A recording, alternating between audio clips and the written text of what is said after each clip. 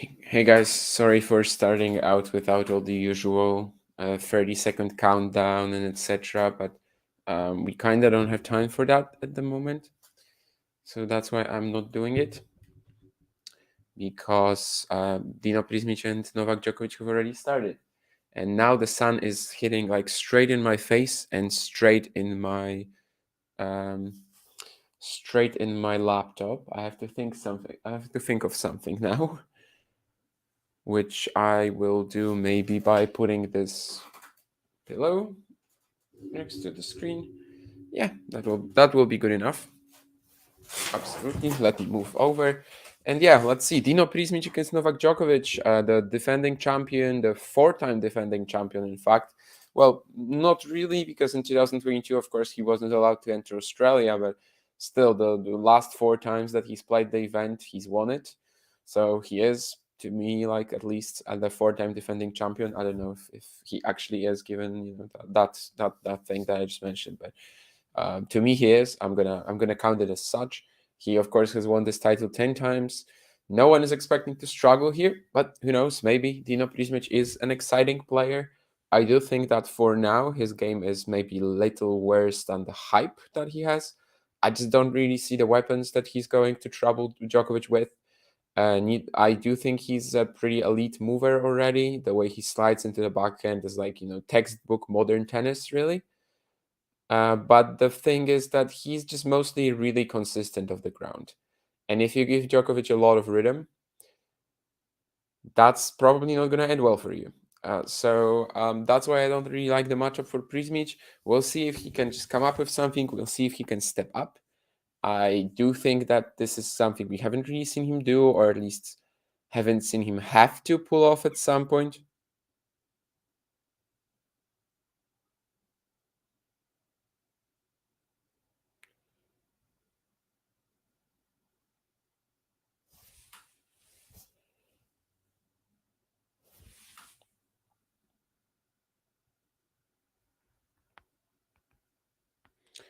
But yeah, that's not really something he hasn't had to. That's something he hasn't really had to pull off.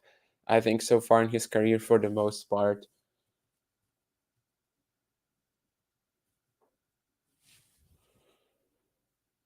So I'm excited to see if he is able to come up with this. I'm excited to see if he is able to actually do it here, and yeah, my expectations aren't high, but still, he's 18. He won the Roland Garros boys singles title, of course, last year. He was already ranked in the top 300, so it was like a bit of a, I wanna pick up that title. That's why I'm playing it, because he was kind of above that level. But of course, good for him to do that. I think he lost one set on the way to Maxim Murva, so it wasn't exactly that straightforward as well. Like, he still had to beat some very tough opposition, perhaps some opposition that he's going to be handling in the future. I think Darwin Blanche, a very talented 15-year-old, was then 15-year-old was in the semis. In the final, he had to play against Juan Carlos Prado Angelo, one of these South American clay courters that we might in the future also encounter on the main tour, I think, with a very heavy forehand. So it wasn't that obvious. And yeah, he had some main tour runs already, UMAC semis and Stockholm quarters. So it's not like he has been outplayed at the ATP Tour level, which I'm a little surprised by. But that's the reality. Like, his floor is pretty high. He can still have a pretty rough match once in a while, especially when the opponent is like a bit pushy. Then it becomes a huge grind fest. I remember this match against Jumhur in Istanbul last year, which was honestly a pretty horrific watch. But now we have a rally on breakpoint where we like really see what he is made of, and he makes a ton of balls. And Djokovic actually makes the first error with the backhand cross. I think there was an opportunity for sure where Prižmić could have done more with the up the line forehand. He didn't, but he doesn't get punished for it. So it's definitely a bit of a sloppy start for Novak in that he's actually feeding Prismic quite a few errors. Prismic also had a double fault to go low 30 down. But yeah, I was just trying to point out that he hasn't been outplayed at the ATP level, even though you would seem that to think that like the quality of his game right now maybe isn't fully there yet when it comes to the main tour. But well, who knows? Now we get to see the great scrambling around the court. Djokovic goes backhand down the line. Prismic catches it. And yeah, I mean, he's just getting a lot of quality shots back in. And I guess, for now, he is actually looking pretty decent. That's a fantastic backhand drop shot from Djokovic, and he should win the point with the volley. But honestly, Prismic did everything right in this rally. Like, you're just playing against the world number one. What are you gonna do? But 22 shots, and he really kept it up with Novak. So this looks pretty promising. Not in terms of this match being competitive. I still don't think it will. I just believe that this is how Prismic, will grow. If he is to grow from this match, and I think this is first and foremost that an opportunity to gain experience, then this is how it should look. Not maybe even him trying to go for shots he's not most comfortable with, but yeah, just seeing that he can compete with Novak, I believe. Who'd you compare Prismic to? I'm always rough with this. Let me think about it.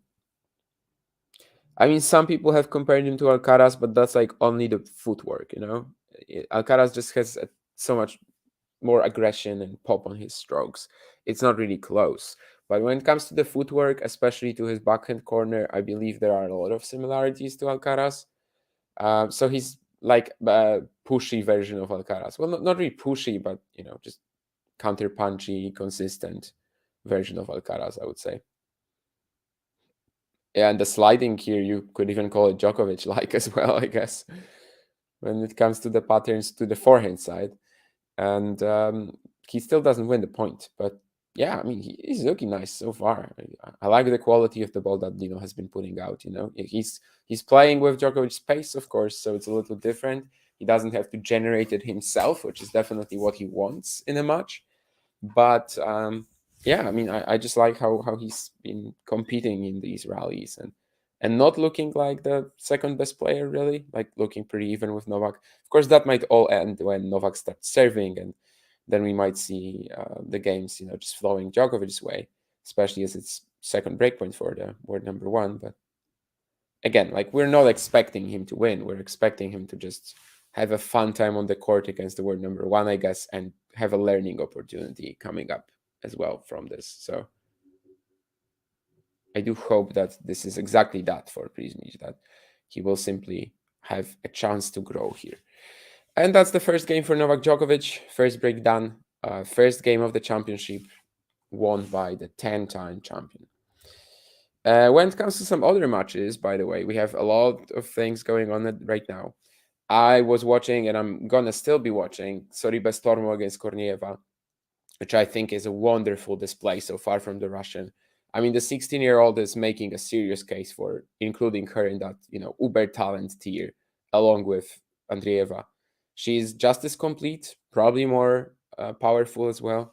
And against Sorribes Tormo, of course, that's such a tricky matchup for youngsters with all the different spins, the variety that Sorribes Tormo throws at you.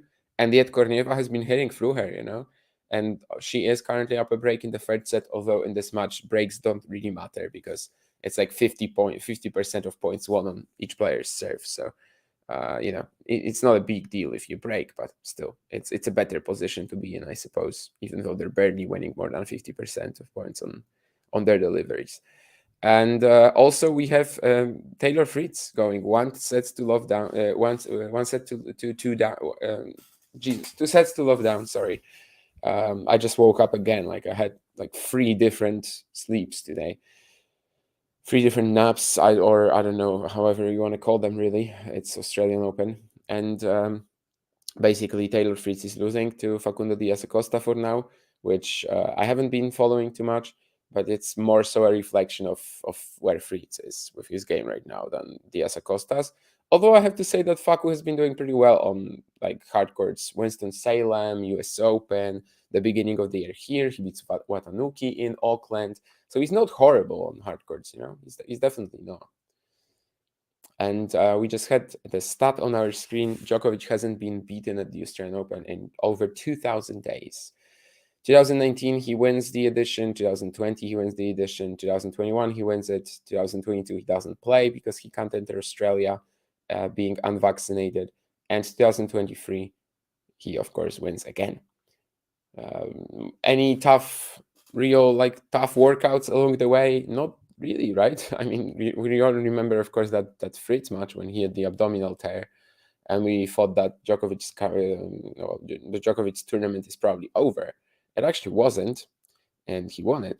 But otherwise, I don't really remember him struggling all that much. I guess also the team final, right? That was another match where he easily could have lost, but it always felt like the deep that he had, the two sets won by team, they were more so based on Novak's level than Domi's, which is also, kind of says it all because Domi was, of course, in such a powerful moment in his career as well. So I think Djokovic makes that backhand. Yes, it wasn't exactly a vote of confidence, but the inside I said out backhand is in 30-15.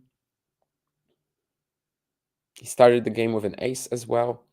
The serve advantage in this match definitely quite huge.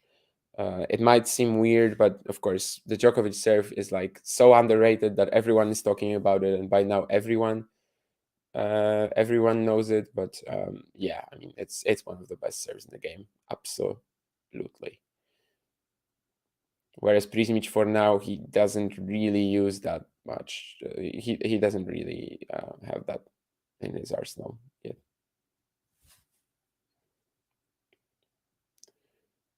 Like he has a serve, of course. Everyone has a serve, but he cannot really use it as a weapon so far. And that's another ace for Djokovic. Starting out with two is definitely a nice way as well. The first service game of the championship is super solid. So after 13 minutes, sorry, I first read 11, but after 13 minutes, we have 2-love Djokovic. Pretty crucial game coming up for Prismic, whether he can sort of stick around in the set at all or whether it will just all fall apart and go downhill. Andre Agassi watching this one. Definitely a bit of a prototype for Djokovic when it comes to the returning style.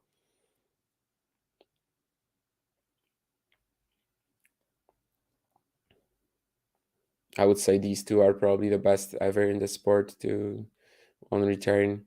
I know Rafa has insane stats, but I think that's mostly because he just wins so many rallies as well.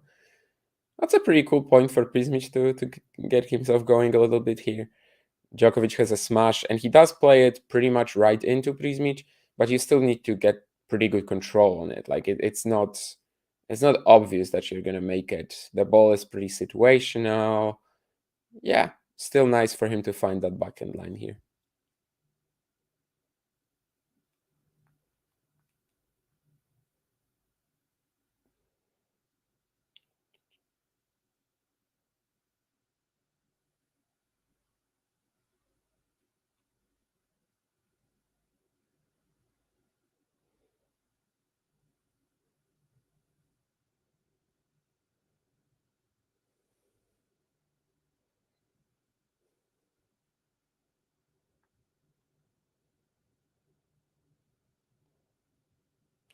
And that's another backhand down the line from Prismic. This time a very different shot in the rally, like Djokovic pressuring his backhand corner.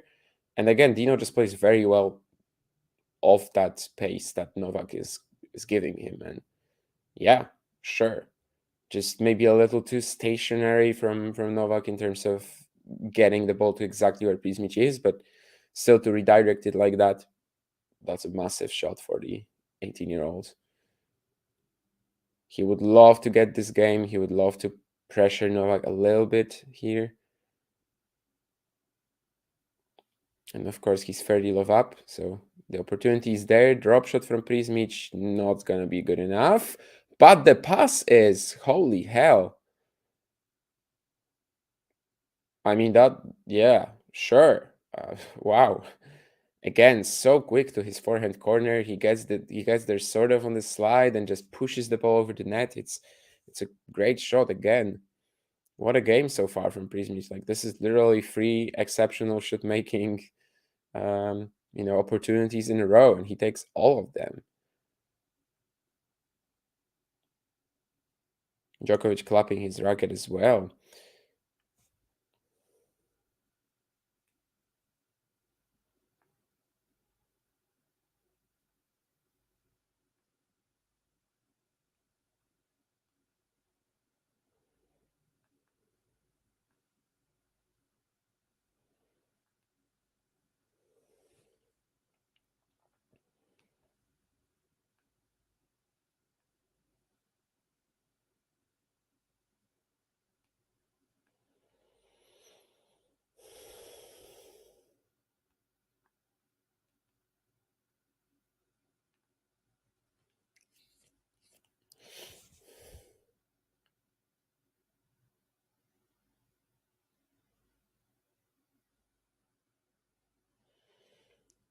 think Djokovic finds this one as well. That's just a lot of pace coming with Prismic. Even he can't cover it there in the forehand corner.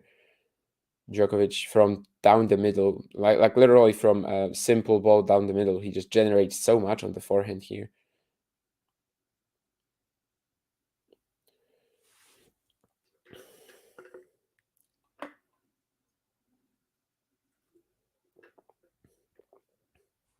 But one more opportunity for Prismic. Yeah. I mean, I really don't like that. Maybe he will still win the point, but he just had an easy +1 forehand opportunity and just can't take it, Just can't really push Novak like this. But eventually he does win the point. Again, just keeping a quality ball in play, making Novak hit a tough shot after a tough shot. And Djokovic eventually falters on the forehand cross. So there's that first game for Dino Prismic. Honestly, looking great so far. I still don't think this will be competitive in terms of the scoreline. But yeah, I mean, this is kind of what peak Dino Prismic looks right now. So I'm glad that at least he's bringing it out on the big stage. That's massive for him to enter a match against the world number one and produce this. So it's cool, but you also see the limitations, right? After this first serve, the point in no way should have lasted 10 shots. This was a first serve that gives you a kill in like 2 or 3 shots max. Or but well, that's what it is. But definitely so far it's like peaking Prismic. Yeah, as Sean says, Berrettini withdrew. Well, that was like 2 or 3 hours ago. But Zizou Bergs gets in, and honestly, I think it's a wonderful shot at Tsitsipas. Like he definitely has a ton of weaponry to target the backhand, yes. And at the same time, I do think that you shouldn't be like, well, I don't want to say fooled, but don't look at his retirement in the qualifying that much because he basically succumbed to the Melbourne Heat, right? He was 7-5, 4-2, 40 love up on Dane Sweeney. Didn't take his chances, which is a bit of a thing for Zizou. And then he simply couldn't play anymore, really. So it wasn't an injury per se. So I think he will recover for the main draw, and I think he actually has a good shot at Steph. Yeah. This is a nice matchup for Beggs, I would say. He loves the inside out forehand. He'll be going for it. Maybe the expectations won't be as high, I guess, for him entering the match. Also, he will be playing with like house money. There's this whole theme that when tennis players tend to have a shot in a tournament, they blow it or like they miss it for some reason, and then they are allowed to come back, whether it's like, I don't know, saving match points or whether it's like a lucky loser spot. You kind of are playing with house money, and I think Zizou in a scenario like this will be better than if he was just playing that match and thinking, okay, I might win it. I don't know if he actually takes the win. He's had some pretty poor opportunities missed, like the Gstaad Kecmanovic match last year when he was like 4-1 double break up. But yeah, I like his chance against Steph. Like I think he has an excellent skill set at targeting that backhand corner. So I am super pumped for it. I'm more excited for Tsitsipas Bergs than I would be for Tsitsipas Berrettini, which might sound like a complete, um, crazy talk, like complete crazy talk for you. But well, that's what it is for me. I just don't really get excited about the big names all that much, I suppose. And there was a question about Shevchenko. Yes, I was very surprised with the scoreline, or at least how easy it was for Munar. Yes. We were talking about it with Vansh. I don't know if you were there on the, probably not since you're asking, but there was a stream for Marojan Cilic earlier on, which basically was just one set because I went to bed. And Vanch also. So we both had a power nap that ended up lasting way too long. And then we basically met for the fourth set, which was the most competitive set. So at least that was good. But anyway, we were talking about it. And I basically said that when I saw Shevchenko Munar, I was like, so this isn't a great matchup for Shevchenko because he just loves when he plays someone like Kachanov in Metz, Fritz in Basel. When someone throws a lot of pace at him, he can just respond to it and play that he's like power grinding style, which is pretty unique actually. Some compared to Medvedev, I do think there's like a lot more pace than Shevchenko puts on the ball, but he still doesn't really enjoy himself against players like Munar. But I just figured, I mean, it's hard courts. I mean, of course he's going to win anyway. Like, I don't care about the matchup. He's going to win on hard courts. So yeah, this was a real show of his weaknesses. I think the fact that he couldn't really finish the points against Munar, he got frustrated. He wasn't clean enough at the net to really make it a tactic, and yeah, that's how he lost it.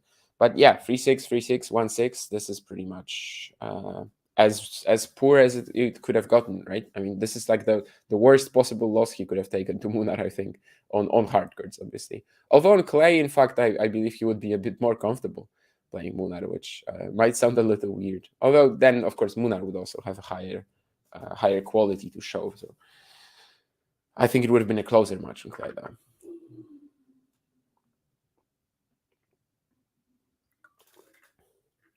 But yeah, that was not amazing from Shevchenko, who I think next would have been playing Manarino or Wawrinka. I don't know about Manarino, but Wawrinka would have been very much in tune with what he enjoys on the court. But of course, probably it would be Manarino. Did he find that forehand down the line? I don't think so, but I like the idea from Prismic. Like, again, he can generate pace if he's just playing off a powerful shot of an opponent. And again, the redirect here wasn't amazing. Maybe it didn't land in, but it was the right play. And I think he did everything right technically as well. So yeah, I'm surprised to be enjoying Prismic's performance this much.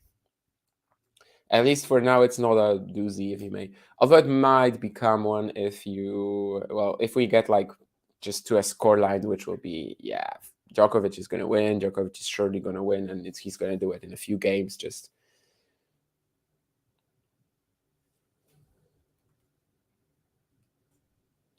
And we're just sort of waiting for the inevitable. But yeah, Berrettini out, Bergs in. I find that very, very exciting. Chris O'Connell up a break in the deciding set against Christian Garin. He was actually 0-2 down in the head-to-head against the Chilean, so he might finally get a win against him, it seems.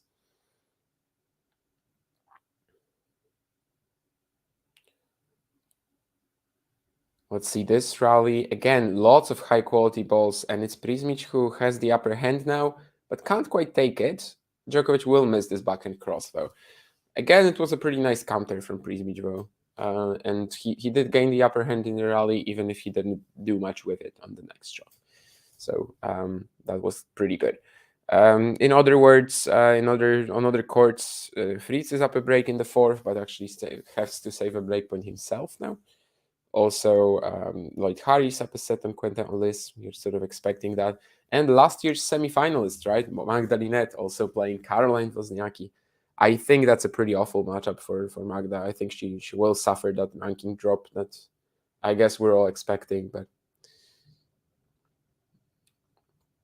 to me, it just seems like a pretty horrific matchup, given that she, just like Prismic in a way, she really enjoys having some pace to work with. And the Australian Open run to the semis last year, I think it was mostly done on playing, powerful flat hitters, a few powerful flat hitters in a row. And yeah, being able to absorb, redirect their pace, being able to go down the line with these shots, just like Prismic so far in this match has gone off a powerful Djokovic shot, and it's the best balls that he's hitting. And yeah, I just don't think she's going to be able to do it against someone like Caroline. But it's a fun, a bit of an all Polish match, obviously. That's a couple of decent forehands from Prismic, probably the best clean keel that he's had so far in this match. The last forehand especially looked kind of routine, which is good because so far we haven't seen him punish a short ball like this in this match, at least. Just barely out on the backhand here. Fairly all. Yeah, we got the close call, and indeed it was a very close call.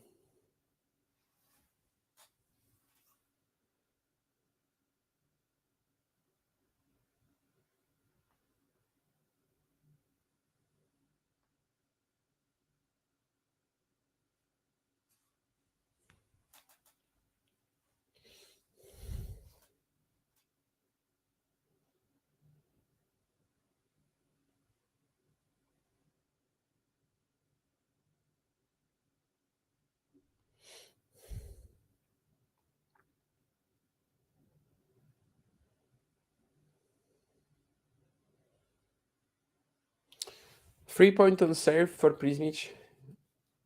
That's good for him to encounter that at the moment. And we are at 40-30. So another opportunity for the youngster to pick up a game and really call this a pretty competitive set so far.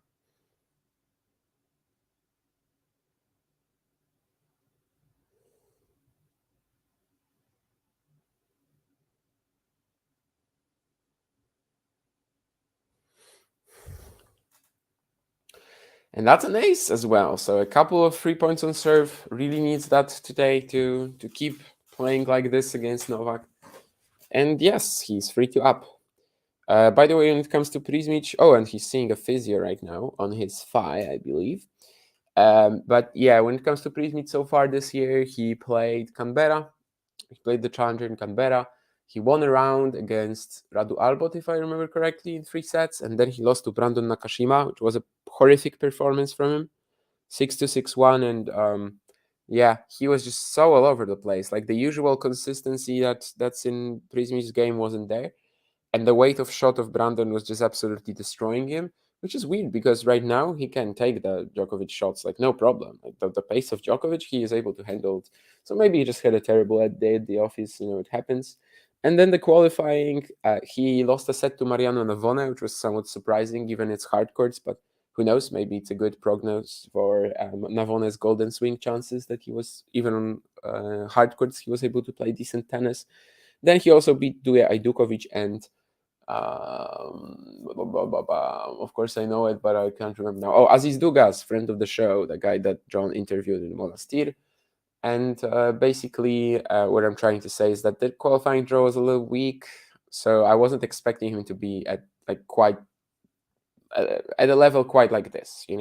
Maybe it's also the intensity that sort of has been brought up by the Djokovic matchup, and of course wanting to show his talents on the big stage here, on the biggest of stages, because of course playing Djokovic is literally as big as it gets right now in women's tennis. So women's tennis, Jesus, men's tennis. I was looking at the scores for Lina Wozniacki, and that's why I said women's tennis.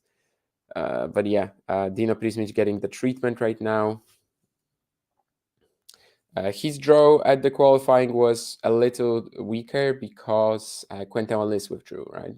He was in the first seeds section, so he could have been playing Alice, for example, in the third round, but withdrew. Alice didn't withdraw, but he basically was moved into the main draw, right? That's what I mean.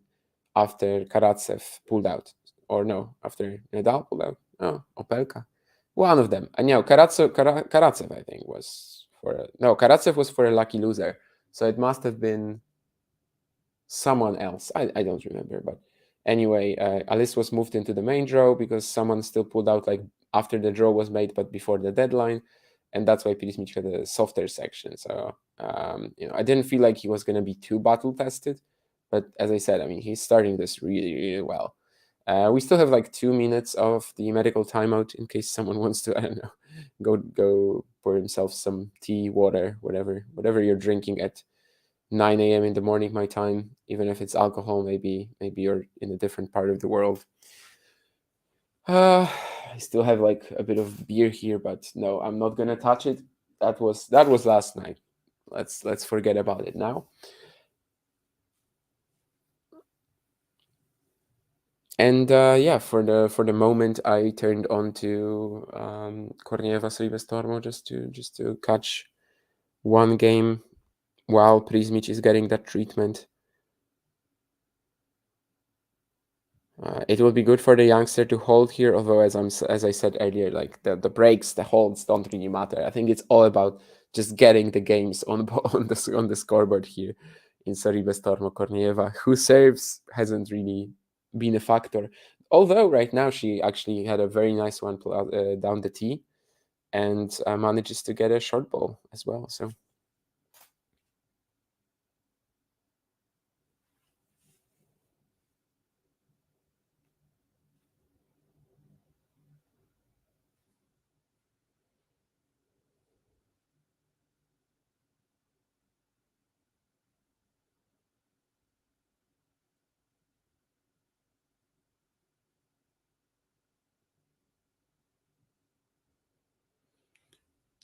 Some phenomenal angles from both players. Of course, I'm still talking about Soribestormo Kornieva, and Soribestormo wins it. But like the forehand cross court that she hit here a couple of points earlier was just kind of otherworldly, to be honest with you. Let's see if Prismic is back. Yes, indeed, he is back onto the court. He is after the medical timeout. So let's see if he can keep pushing Novak here.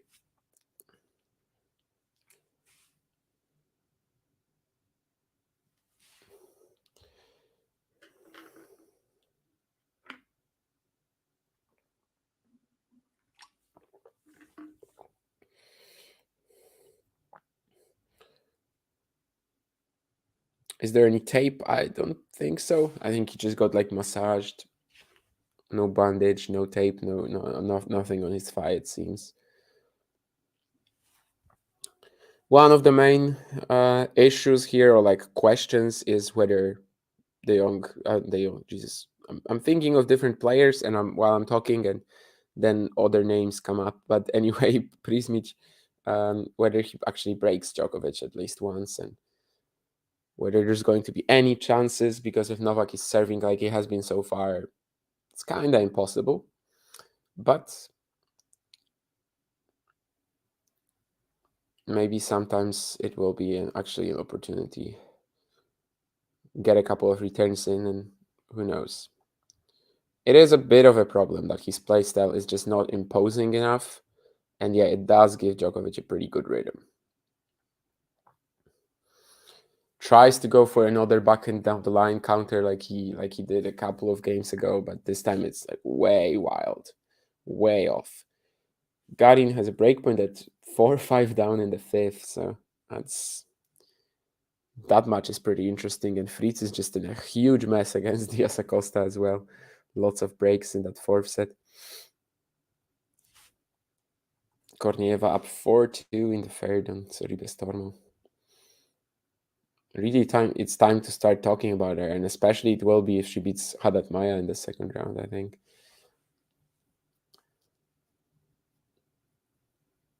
Yeah, I don't know if it's the thigh issue, but Prismic certainly wasn't handling that Novak pace that well anymore in this game. We're gonna have to sort of monitor the situation with that as well. Oh, John is there in the chat. Let me see that. Yeah. Especially for a Prismic match. Yeah, that's funny. But actually, I've been impressed so far, I have to say. Like, yeah, he has the limitations. He can't really finish off short balls. But he has been like keeping up with that pace that Novak is throwing at him. He's been moving excellent, as you would expect from a Dino Prismic match. And yeah, I mean, he just looks adequate, I guess, in a rally with Novak, which says something, I suppose. Yeah, didn't you say, John, on Twitter that you were going to go to bed after Rublev Sabov Wild, or like around that time? I guess not. This feels like Kepfer Carlos at the US Open. Okay. Hopefully it's not the same end, right? Because I think Kepfer retired. I didn't know that they booed him off the court as well. Kepfer at the US Open. That's pretty rough.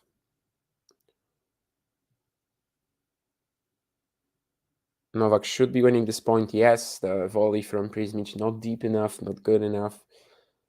Novak chooses probably the wrong direction there. Like, I think down the line was a much smoother, much more open corridor, but it's fine. It's absolutely fine. It's really low over the net, and kind of impossible for Prismic to get a good contact on it. Yeah, hopefully it's not like the match is over because of that thigh issue. I think Prismic has been looking like slightly less intense since the medical timeout, which kind of goes against the whole idea of having that medical timeout in the first place, I suppose. That's not what he was hoping for. But yeah, hopefully he's just going to be able to keep competing with Novak. But I do feel a lot warmer about Prismic right now than I did even before the start of this match, I have to say. Yeah. Yeah, that's just a clinic from Novak. Down the line backhand, forehand down the line, taking the tough choices, tough directions, and finishing it off with a smash. This time, no funny, no, like funky business.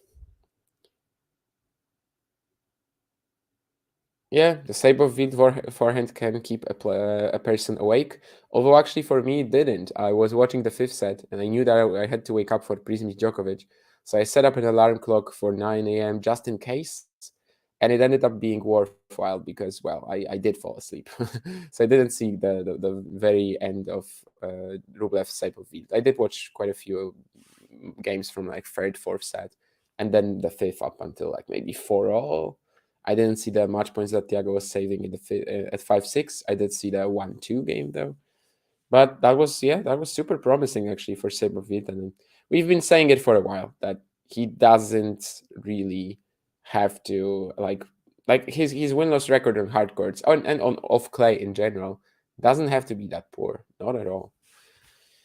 It's a bit of a quirk, and right now I guess that quirk still exists because he lost a match and he didn't win one at the Australian Open. But of course, that doesn't really tell the whole story if we just look at the win-loss record from that event.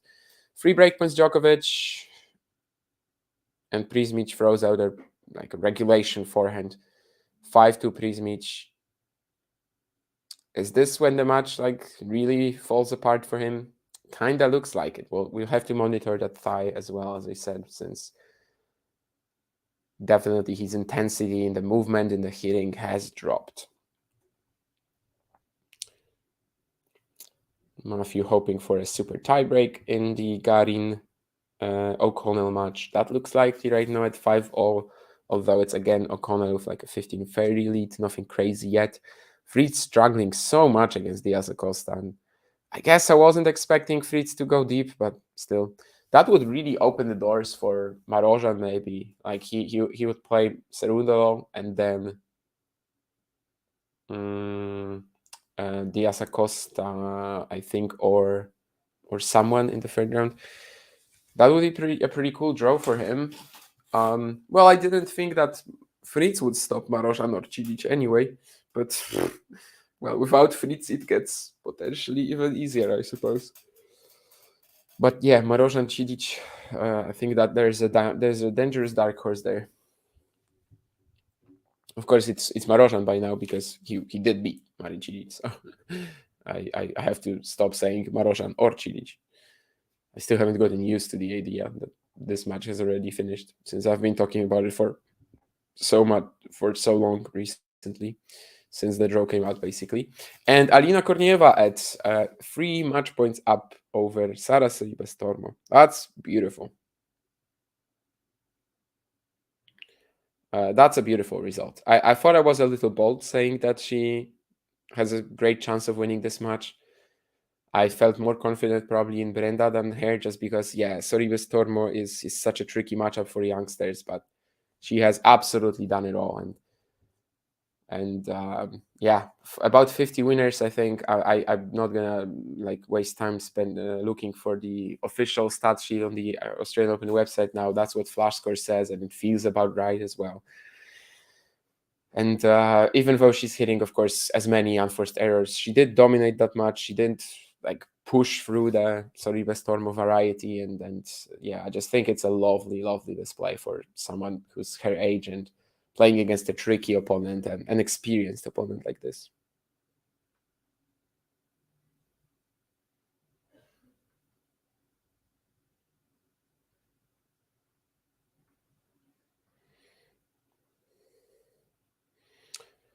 Novak serving for the set now.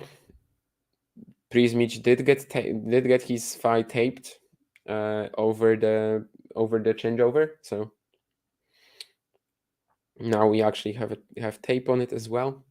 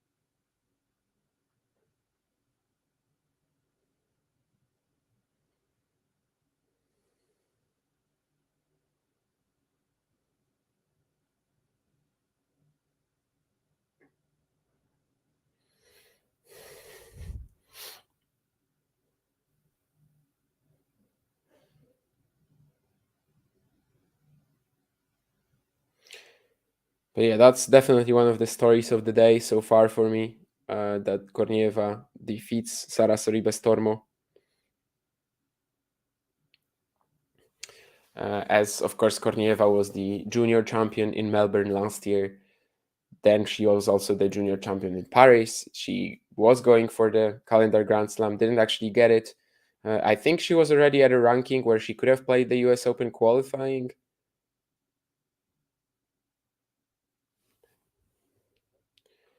But she didn't end up playing in New York for whatever reason, whatever the reason was. I don't really know. But then she shows up, of course, for the first time here, the Australian Open. She qualifies, saving a match point in the what was it? Was it the second round? Yeah, it was the second round against the Chinese player. Sorry, but I can't remember her name right now. She also had a tough one against Sasha Vikari in the first round of the qualifying. But now she beats Sara Sorribes-Tormo, and she might play Haddad Maia in the second round as well, which will be such a good watch. Mira Andreeva beat Haddad Maia in one of her breakout events in Madrid last year, right? So it would be fun if Kornieva now gets it. And like really challenges Andreeva for the best 16-year-old in the world award or whatever that would be. Anyway, Novak Djokovic 6-2. I wasn't really talking too much about this game, but it was very routine again for Novak. And definitely on serve so far, Novak has just been clean as clean as possible, really. The big thing now is whether Prismic is going to be able to maintain that intensity with the taped thigh and how serious that issue is. The match has definitely slowed down a little bit since the first medical timeout.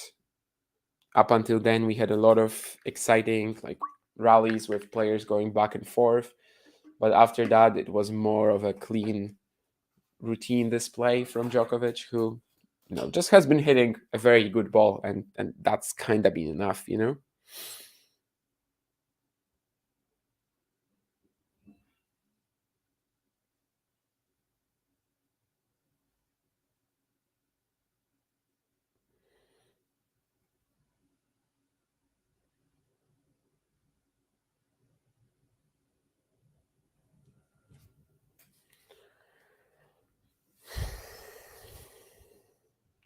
So, Dino Prismic to begin the second set.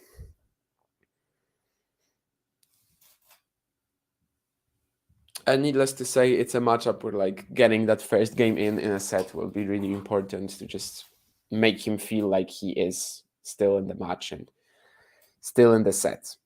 He starts off with a double fault, which isn't ideal. Of course, the last opening game of the set in the opener, he did lose it.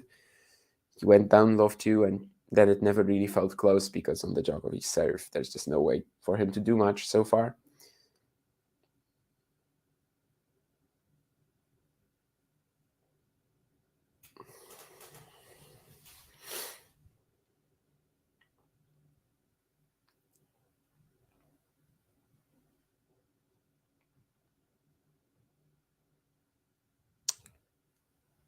I don't know if he's fully like. Do you think that he gets like the full leg thrust, the leg drive into the serve? I'm not really sure anymore. I also hear that Linette is really struggling physically in that Wozniacki Australian Open round 1, which of course for her is pretty key because she's defending so many points. I haven't really turned it on yet, so like I've seen 2 points maybe.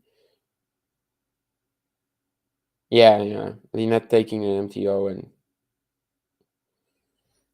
and apparently she has issues moving, so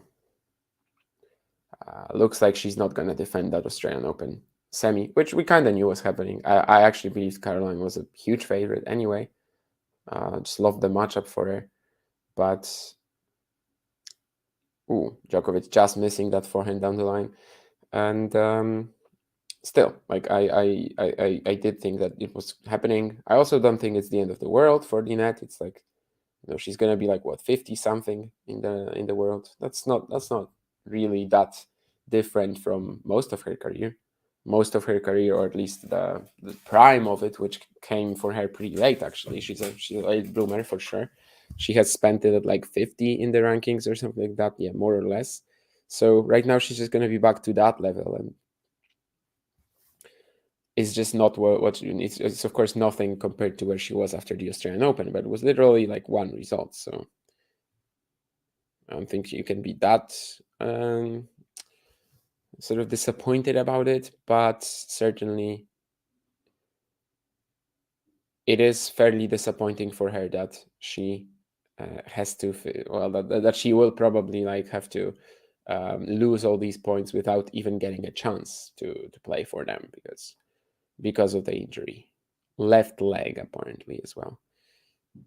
Yeah, so she currently is 24th in the WTA rankings. If you take away, how many is it for a slam semi in the WTA? 780, I think, right? I never remember the WTA breakdowns.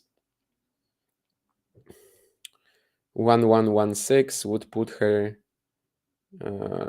54th, yeah, around Katie Boulter, Camila Giorgi, Sara Sorribestormo. That seems about right? I mean, these are the players that she's sort of closer to right now when it comes to her level than, well, certainly than the ones that she is currently next to in the rankings. So like Azarenka, Svitolina, Emma Navarro, and etc. Yeah, Dino Prismic still fighting, takes the first game of the second set. Now just two more matches on the women's side. It's only the evening session left, if you may.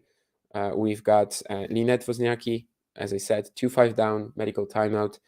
And also Ella Seidel against Arina Sabalenka. Probably not an exciting match, but, well, it's still going to be nice to see how Arina kicks off her title defense. And also Fritz Diaz Acosta, fourth set, looks like it's going to go to Fritz, 5-2 up.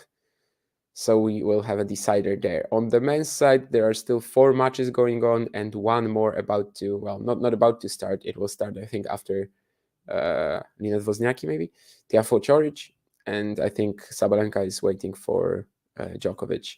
And also the ones, of course, that are going on other than that is Galan Kubler. Third set, breakpoint up for Kubler in the third. And the other match is Alice Harris, the match with like similarly sounding names, which makes it actually pretty hard to say it. Sort of, right after one another, Harris and Alice. But currently leading is Lloyd Harris set up, but in the tiebreaker, it's 4-all in the second set. I do like Harris's chances to win. I think he's definitely the informed player there. He seems to be healthy again at the beginning of the season. And also, I think he would have a great shot at Sebastian Korda in the second round, which I can't really say about Vitkov Shiva, who's playing Sebastian Korda tomorrow, I believe.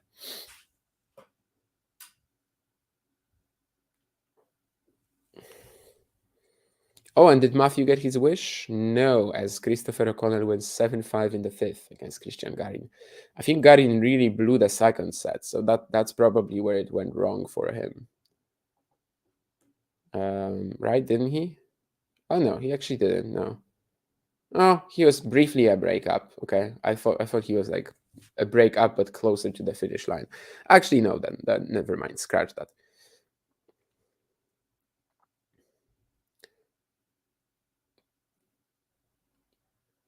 Prismic still unable to produce anything on the Djokovic serve, but how can you if he's just spot serving like this and then, just punishing the shorter ball without any hesitation, without any issues. JJ Wolf retired against Sebastian Baez. That's probably a minor surprise, the result, but of course he was injured, so that's nothing that we can do about. That's not something we can do anything about.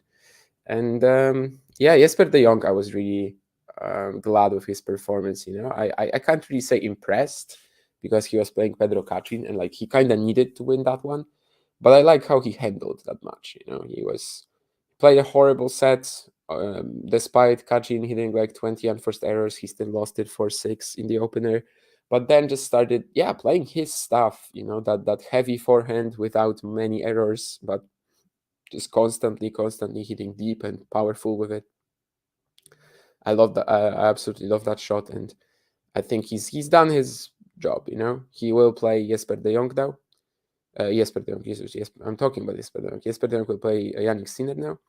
And yeah, I just think everything he does in that match, of course, it's going to be like a bonus. I'm not expecting him to beat Sinner. I'm not expecting him to trouble Sinner even. So I think anything he manages to pull off there is a bonus already.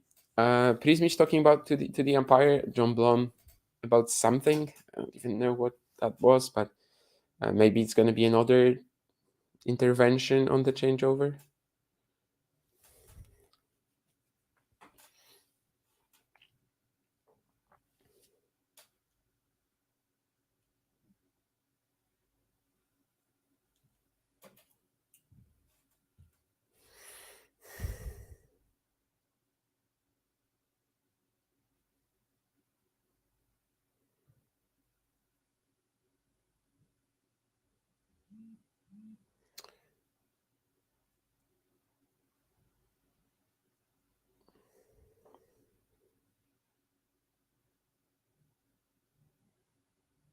Backhand cross.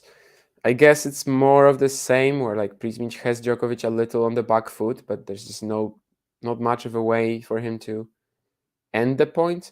And actually, it's been the same for Djokovic. You know, the quality of Prismic's movement, despite the taped thigh, is still very high. The way he covered that backhand down the line, he twice was impressive. And eventually, he gets the crack from Novak, which I think was just a shank.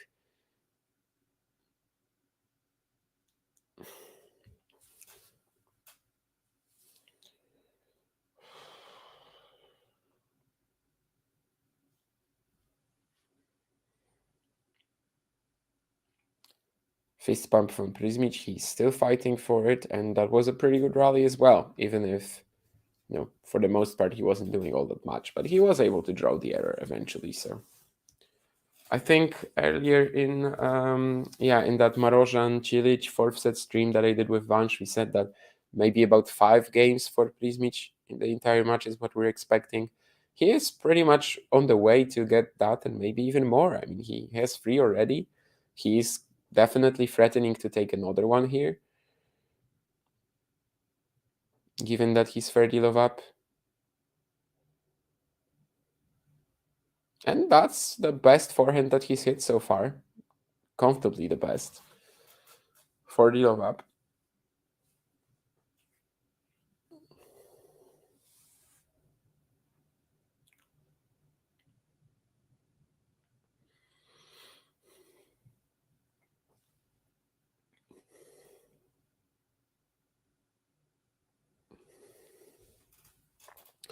I guess in a way what I said earlier about Prismic giving Novak rhythm, like it's not good for him when it comes to actually winning the match. But Novak also gives you rhythm. And I suppose, you know, that actually allows Prismic to be very competitive here. Well, very pretty competitive here, given that he like hasn't been able to threaten the Djokovic serve at all. And yeah, indeed, there's another medical intervention. Not sure what he's asking for right now, but yeah, that seems to be it. I will be back in just 15 seconds, more or less.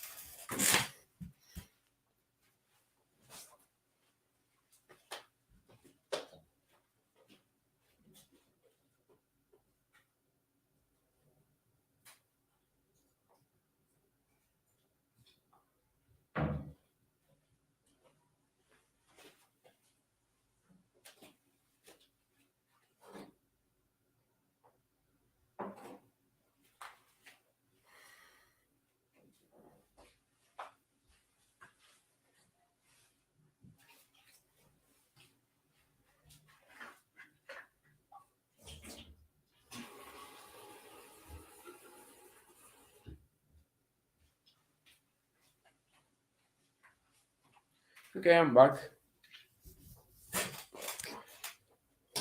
Are they playing, or is Prismic like going off the court now?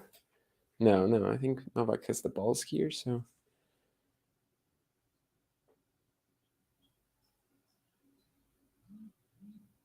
Yeah, they're gonna be playing, okay.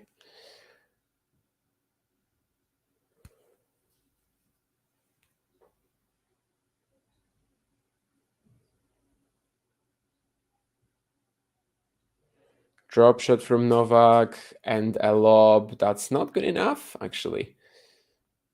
Yeah, didn't get quite much height on it.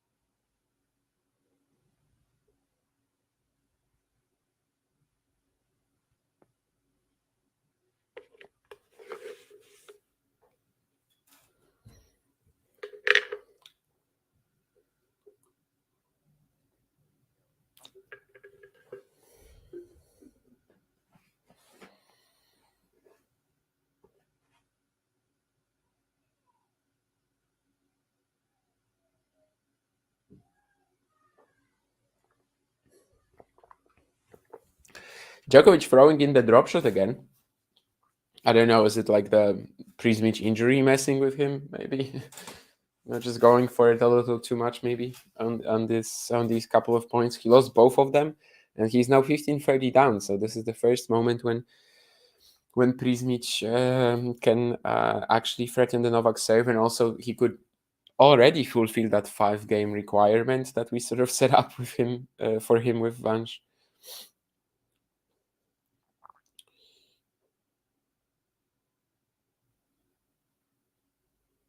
He's in the rally as well, trading with Novak, and it doesn't seem like anyone has the upper hand right now. That's a great counter from Prismic. Again, like the quality of his footwork is just allowing him to do that. And the volley is going to be good enough as well. Okay, 40-15. So 2 breakpoints Prismic now, and that was a pretty feisty point. The way he just hits that on the run forehand counter is really quite smooth, and it gets a lot of pace on it, also a lot of momentum, because you just don't really expect it. You expect to be in control of the rally, which eventually just allowed Prismic to approach the net. First volley did all the work for him. The next one was just a put away, which I don't think Prismic was even certain he made, looking at his reaction, but he did. So yeah, first 2 breakpoints of the match, or maybe just one. Maybe he takes the first one.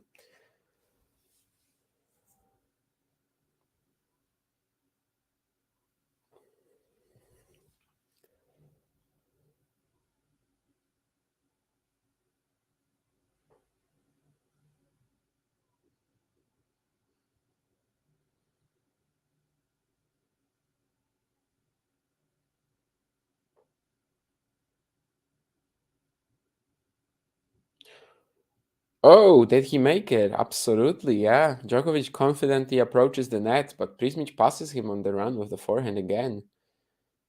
That shot has been pretty spectacular in this game. This was, of course, very different to the previous one where he was just blasting down the line. Here he goes cross and he passes Djokovic, but it's a similar pattern anyway. And yeah, the short angle on it as well. Not exactly that short, but let's just say the angle on it as well. Yeah, 3-1 Prismic. So yeah, the 5 games already in for the Croat. Now is the time to see whether that break advantage will stick for him. Up a break in the set against Novak, that's already pretty strong. If he was able to take one, of course, that would be big as well. Last year, only Enzo Cuoco managed to take a set of Novak Djokovic at the Australian Open, and it was a tiebreak set in the second round, which definitely was somewhat unexpected that it was going to be Enzo Cuoco who was going to be the only player to do that. But, well, that's what it was indeed.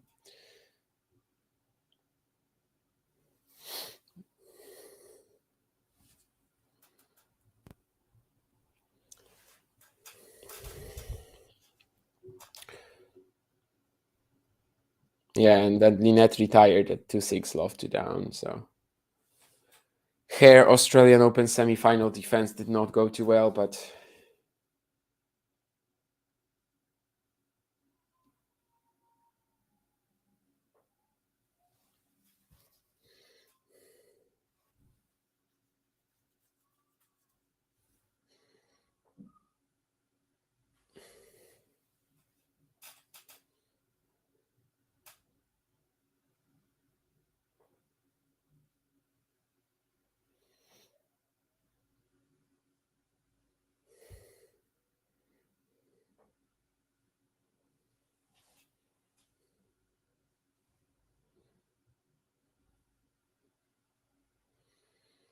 He already goes low 30 down as well, so it's going to be hard to maintain that break advantage. We know that Novak is gonna play like a little more controlled, a little more efficient as well. Just try to get it back. Of course, he has no intention of making this match go 4 sets.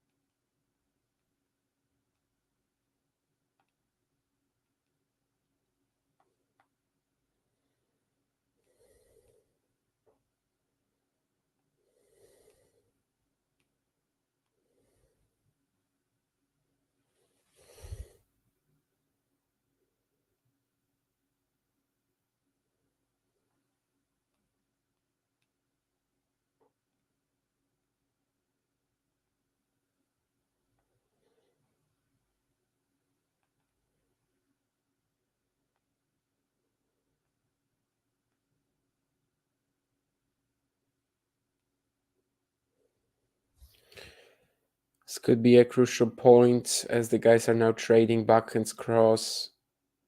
Prismic allows Djokovic to start hitting the forehand inside out, but actually Djokovic doesn't fully convert that opportunity. But it's Prismic this time who makes the error first. Need to be so clean against Novak in such exchanges, and of course for large parts of the match, Prismic has been. The Djokovic coaching box, pretty like a lot of technical advice it seems, just from the gestures I would say to Novak. Maybe they were also hoping for him to turn that first forehand into something bigger there, but anyway, he won the point. He has 2 break points to break right back and to just level things up in this second set.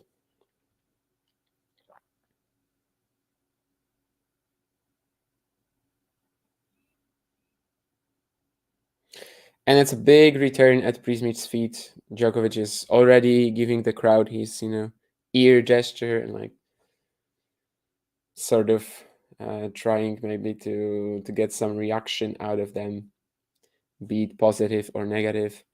And it's 3-2 up for Prismic, but Djokovic is on serve again.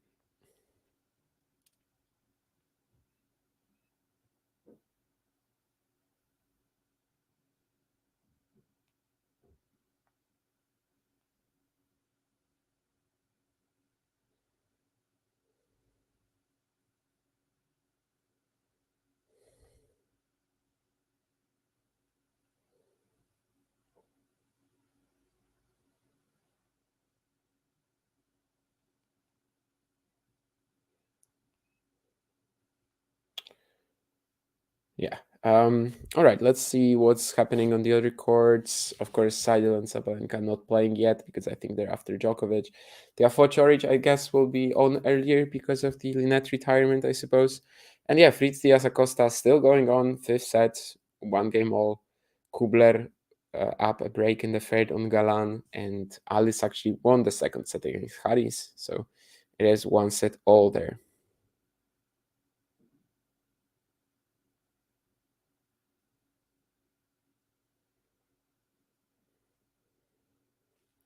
Let's see if there was anything in the chat. Oh, quite a lot actually.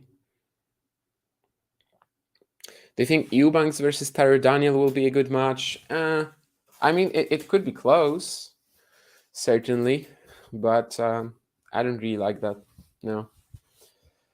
I think it's probably going to be a bit of a scrappy affair. Taro may be a little tired after Auckland mentally, physically, whereas Chris, as you all know by now, I think Chris, I do believe he's not really going to hold up at the ATP level. He hasn't been, in fact, since the grass season, but I actually like his chances there. Like he has that all power, no spin forehand, which on these courts I think could work. And if only Taro is like a little off his game, it's possible. John also had a hot take that Alina Kornieva wins a WTA tournament before Brenda. That's not a hot take, I think. Like, I had this conversation with Alex a couple of days ago. It was on, I think, the mini break on Friday or something like that, when we were talking about the qualifying and all these 16-year-olds as well, including Andreeva, even though, of course, she was already in the main draw.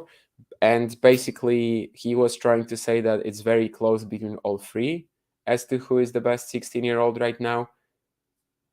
I think it's pretty clear that it's not Brenda. I think it's pretty clear that Kornieva and Andreeva are far ahead in their development. So I don't think it's that much of a hot take, to be honest with you. I know Kornieva is ranked lower than Fruhvirtova at the moment, but I do expect that to change pretty soon. Why does Fritz keep doing this? Gil Gross tipped him to meet Novak in the quarters. Yeah, but I mean, he tipped him. I didn't watch the video, but I'm assuming that he tipped him as people tipped Tsitsipas to get there as well. Like, just someone has to from that quarter, which is pretty open, but you don't actually expect Fritz to play well and challenge Novak, I guess. Also, Gil is American, you know, so I think there might be a bit of American bias in there. But I do actually think this is a quarter where there's an amazing chance for a dark horse. I would say Marozsan now is my best bet with it. But it also could be one of these boring seeds like Fritz or Tsitsipas, but they're not touching Djokovic.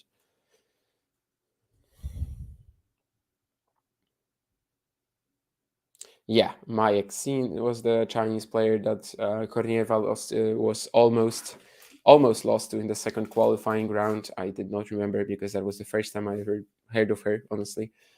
Um, I don't know how if you guys know about it, but basically my WTA watching is like more or less main tour only. So, well, and some talented youngsters, like, you know, if there's a Kornieva match, if there's a Brenda Fruhvirtova match, sure, I am watching that.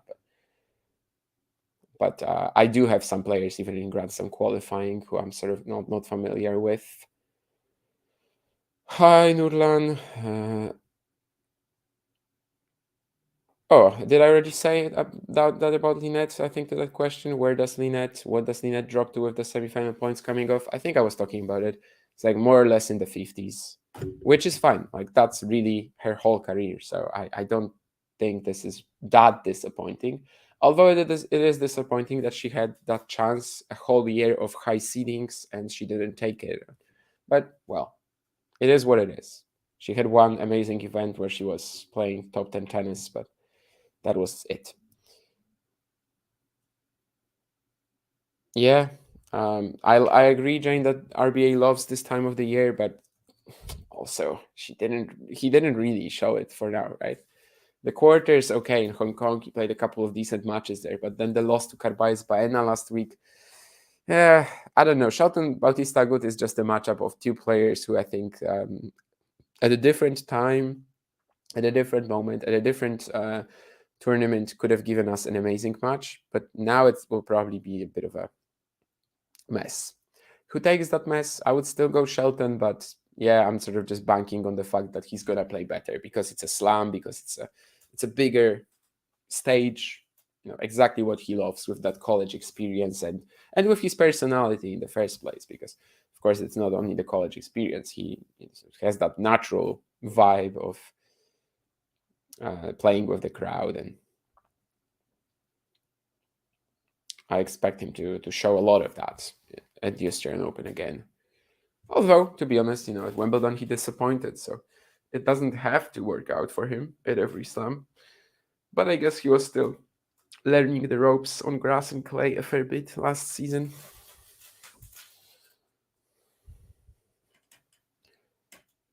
John Blom has to speak to the crowd for some reason. I don't know.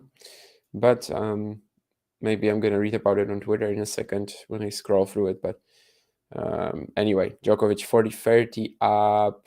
I think it's a second serve now. Yes, indeed. So a bit of an opportunity for Prismic.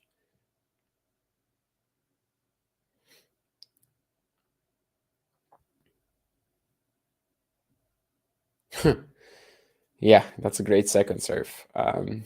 No, I don't know if it was an ace. I don't know if Prismic just touched it or not. Probably was an ace, but certainly he wasn't expecting that sort of a riskier direction. It didn't even feel like that much of a risk from Djokovic, though. I guess the pace on it was pretty big, but the serve itself wasn't even that close to the line. Maybe it was deeper than closer to the tee line. But anyway, 3-0.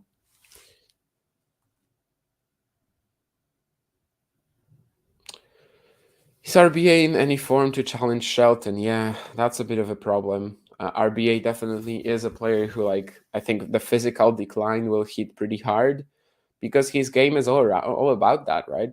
I'm not one of these people who just say that he's like a pusher or a grinder and like yeah, just basically grinds everyone down. He actually has a sensational forehand, but he like sort of works the angles with it, like works out his opponent, and that requires some extended rallies. Yes, actually a ton of them, right?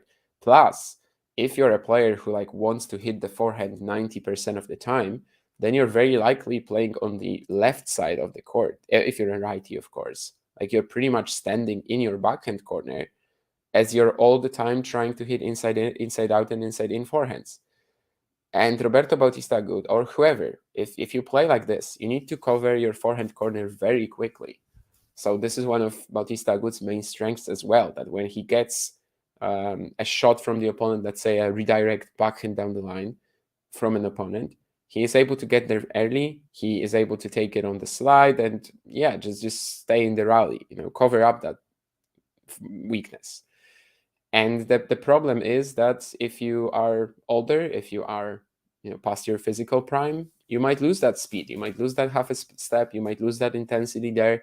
It's like with Federer, right? When like later in his career, a lot of players actually started targeting that forehand corner because he left a lot of space open there, and the coverage of that area of the court wasn't too great. So yeah,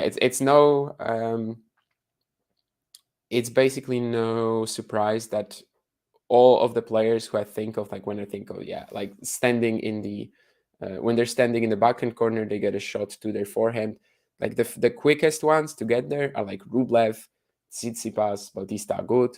These guys who, yeah, just have to pull it off because without it, their games fall apart. Without it, their games are just constantly punished for how they position themselves on the court. And if Bautista Agut loses that edge as well, yeah, that could be pretty rough. What a phenomenal career, though. I think really, if we're talking about like maximizing what you had and really using all the assets that you have in such a smart way to produce the best results possible, really for your career, I think Bautista Agut is one of the prime examples of that. Although maybe there were a few regrets, but just a few, really. Prismic goes forehand down the line. Will he keep up the pressure? He does actually. This forehand inside out just barely touches the line. That's a decent point for Prismic, actually generating a lot of pace himself on the last two forehands, which again is good to see. But yeah, this is so different to the Prismic that we know from the Challenger Tour. Honestly, like this is a very different player, and I guess that was also really the case in Umag. That was the case in Stockholm as well. That yeah, he was just playing at a completely different intensity level. He was able to step up to the quality of the competition, which can't hurt. I mean, this is of course very good for his prospects. I think this match is already very good for his prospects. Whatever happens from here, even if he doesn't win a game from here, he will have learned a lot from this one. So top 100 this year, maybe. I mean, the debut doesn't seem as imminent as Menchik, but he might get there as well. It's not impossible.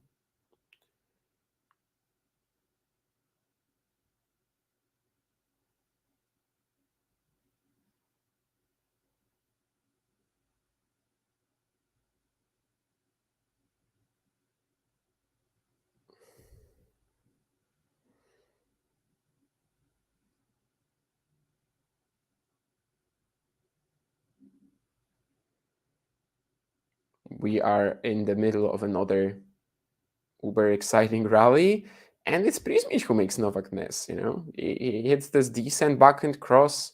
Djokovic just slightly mishits his, and after 21 shots, it's actually Prismic who comes out on top. I would be interested to see the stats relating to rally length. I'm gonna check if they are on the Australian Open website. Somewhere earlier, I read that the Australian Open website was down. I don't think it's the case anymore. No, it's not. So let me check out if they have these stats. I think they should for sure. Yeah. By the way, only men's matches going on right now, since, as I said, Sabalenka, Seidel, they're still they're going to start, I think, after Djokovic. But anyway, also Prismic has just clinched the game, so he is keeping himself in this set very, very well, and already over that 5-game threshold that we set up for him with Vanch. I did say though that if I was going lower or higher than 5, I would go higher. Like I was tempted to go like 6, 7, but yeah, I wouldn't have expected him to be 4-3 in a set against Djokovic even. So it's a very decent showing from him.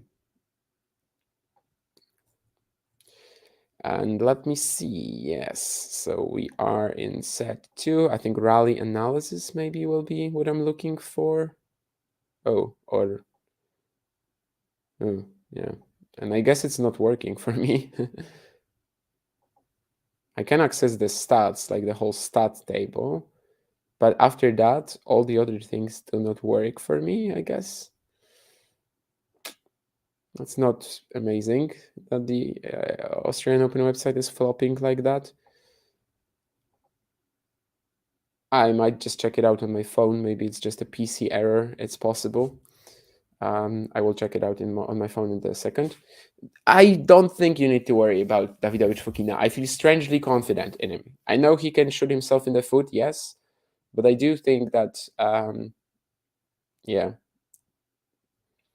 he should be pretty good this year. Like he might actually make a jump. He might win that first title, and also Lestien last year kind of showed where he is at the moment to me. I think he's just sort of a fringe ATP Tour player.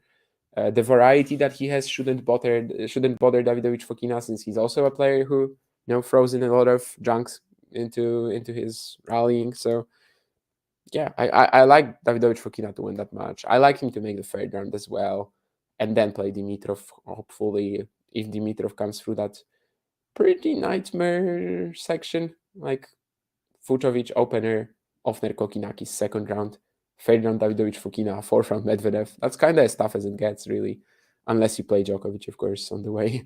So, but yeah, I would love to see Dimitrov, Davidovich Fokina in the third round. And I wouldn't be that confident about Grigor advancing, actually. Wasn't that like a semi in Monte Carlo a couple of years ago? Or am I misremembering something?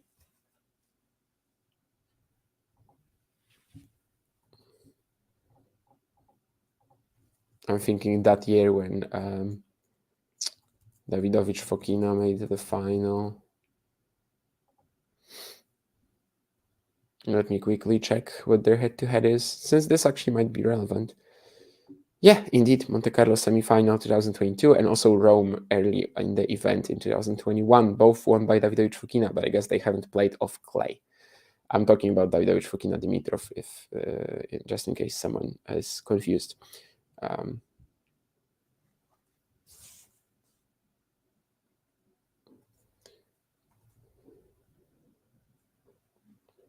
Do you mean the serve of Prismic, John? I would assume so as well, because the leg drive isn't like fully there since the taped thigh, but it's not mattering. So like Djokovic isn't exactly taking these returns like very aggressively. Most of the time, Prismic is in the rally, and this set he's just been winning a lot of them.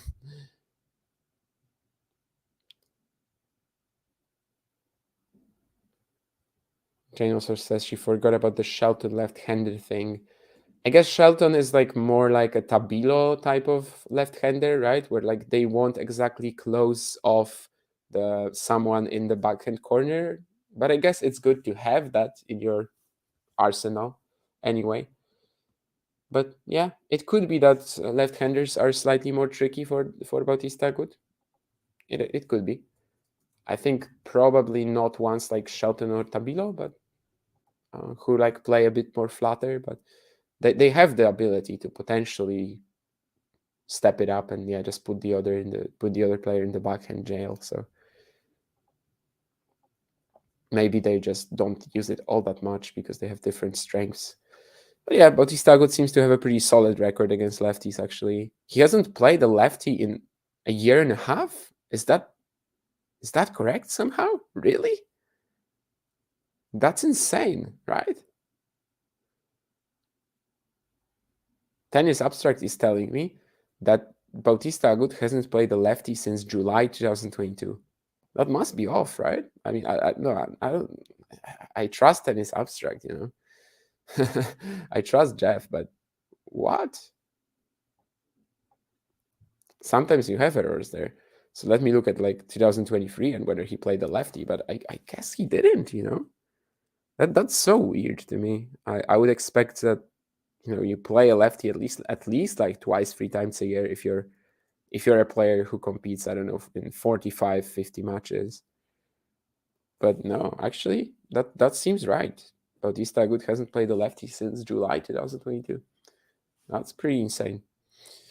And I was going to check these stats on Prismic. And also, since we were talking about the serve speed, I could also check that whether it's improved or not, whether it decreased or not in the first set. That I actually can, since the first set, that I actually can check on the Australian Open website as well. So in the first set for Prismic, the fastest serve was 207. The average was 191. Whereas in the second set, it's gone. Oh, it's pretty much the same. Yeah, fastest serve is the same. The average is even higher. So I guess the idea that his serve has somehow worsened in quality, or at least in its speed, since the FI issue, that's actually not backed up by the stats. Let's say it like this.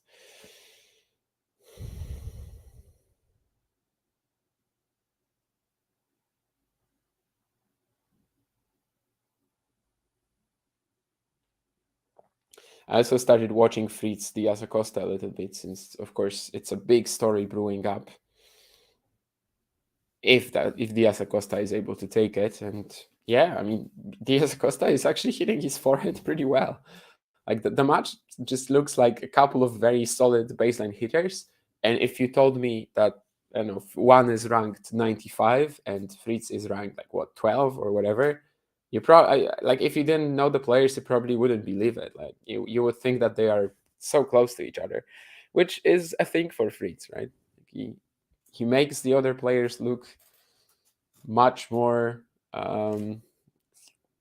like with the way he's just sort of a little one-dimensional. He kind of makes the other players, I guess, look good a lot of the time.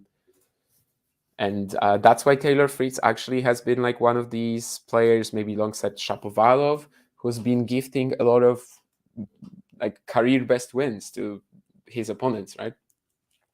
Even last year you had Mochizuki, you had Jiren Zhang, you had Yibing Wu, who were all like, basically breaking through with wins over Fritz or Shapovalov. At some point, winning over Shapovalov stopped being huge, right? I mean, he is outside the top 100 right now. So, of course, right now it's not. But there was a moment still, especially in the first half of the year, when it actually meant something. And Fritz has just been gifting these wins left and right. And it's not an accident, It actually is because of his own limitations, I suppose. Anyway, Prismic 5-4 up. What can you say? I mean, this is competitive. This is now a game that Novak needs to win in order not to extend this match and give Prismic a bit of a helping hand. Is RBA not compact enough on the backhand to deal with the pace? I think RBA's problem is he's declining his service games. Oh, RBA's serve speeds. Okay, I thought it was Prismic you were talking about. Yeah, no worries, because I was actually talking about it earlier, so that's why it seemed alright to me, because there were a couple of serves at the beginning of the first set when I felt like the legs weren't really fully in it, and that's why. I don't think the backhand to backhand rally has been that awful for Prismic here. Hasn't been pushed around as much as you'd think. Good on him. Yeah, this is a great match for Prismic prospects, like 100%. Fritz isn't the best mover either. Yeah, that's true. Although he did improve that a lot, right, Sean? Like over the course of his career, I think Fritz has gotten so much more athletic, but there's only like a limit on what you can do, right?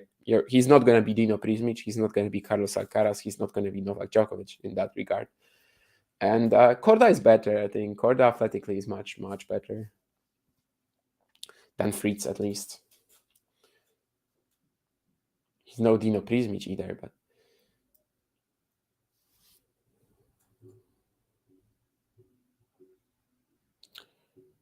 but yeah, John also saying that it's pretty crazy that over a year and a half since Bautista Agut played a lefty, so he must have played like 70 matches since. That's pretty interesting. With the amount of lefties that we have in the top 100, I guess that's a little unlikely in general. Most players probably face a few every year. Although Nadal has gone away, maybe there was a bit of a decline in the amount of lefties, I suppose. Prismic going at this forehand here. He misses it, but I like it, Opens up to sort of new avenues here of potentially winning the points. And in the long run, of course, these are shots he will need in his game. But yeah, if you're looking like a Dino Prismic right now and you think of, let's keep it Croatian. You think of Borna Ćorić, for example. Like that sort of a ceiling seems very achievable, right? With the Prismic game that we see right now. Ćorić also like cannot really clean up points with ease, and yet he's of course a phenomenal player and former top 20. Won an ATP 1000 event, so probably bigger serve, but of course that also can be developed. Well, definitely a bigger serve.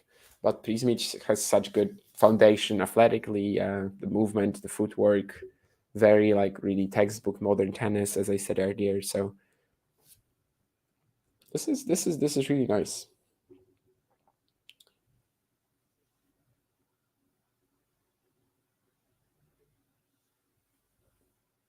I feel like his improvement has been in the center of the court, in and out of corners. He gets caught sometimes. I guess that's about Fritz, probably. Yeah. Yeah.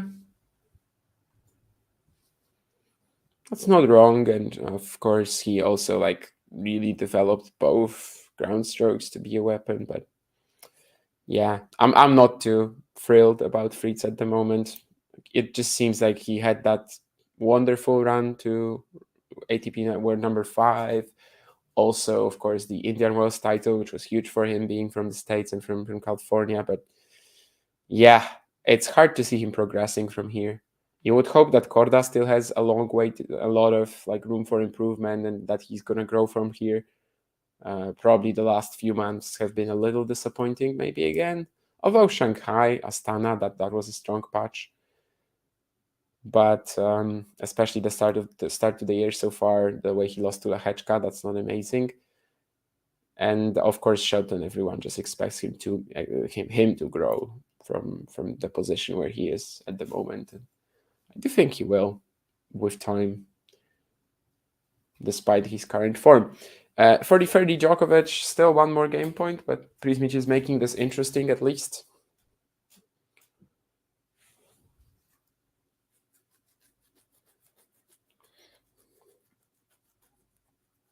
I can't really say Novak has been like looking sloppy either. I think hasn't really like taken advantage of anything in this set. Probably could have played it just a little bit better, but he's been perfectly fine. Prismic goes for another one of these forehand counters down the line, which have been working so well in this match, but so far, maybe the first one he's missed, really. No, he had one where he like barely missed the line. This one just hits the net, so 5-0. Sorry. Kubler, Galan probably going into the third set tiebreak, although it's not clear yet. Diaz Acosta now has to save a breakpoint late in the fifth. And Alice Harris maybe going for another tiebreak as well, 5-0. Therefore, Ćorić haven't started yet. And of course, Sabalenka will be on after Djokovic. Do we have any more streaming today? I think we have Tiafoe Choric as well. Yeah, actually, that's true, John, as well. That the depth from Dino is like it's working both ways. That Dino has it's tough usually to attack Novak here. Like he cannot really produce any clean attacking points. But Novak is in the same boat, right? Novak is also forced to rally for like 20 shots with Prismic a lot of the time because he cannot really find his way through him with the elite footwork that the crowd has. That's a pretty nice +1 forehand on the half volley as well. So yeah, it kind of goes both ways. That while Prismic is finding himself unable to attack Novak, Novak is also actually finding himself a lot of the time unable to attack Prismic. And the 18-year-old is pretty comfortable sitting and just trading with Novak, which again just bodes very well for his potential. And this is such a great learning experience already. I was afraid that wasn't going to be, I was afraid that it's just like a 6-2, 6-1, 6-1 match and that Prismic isn't going to get much out of it even. Well, of course, he would still get something out of it. It would still be good experience for him, but definitely not as good as this one. Like when he actually battles the word number one, he pushes him, he challenges him, and who knows, maybe he will even take the set. And now he's very close to putting that Novak in that uncomfortable position again. And he does indeed. 6-5, Novak will have to serve to stay in the set again.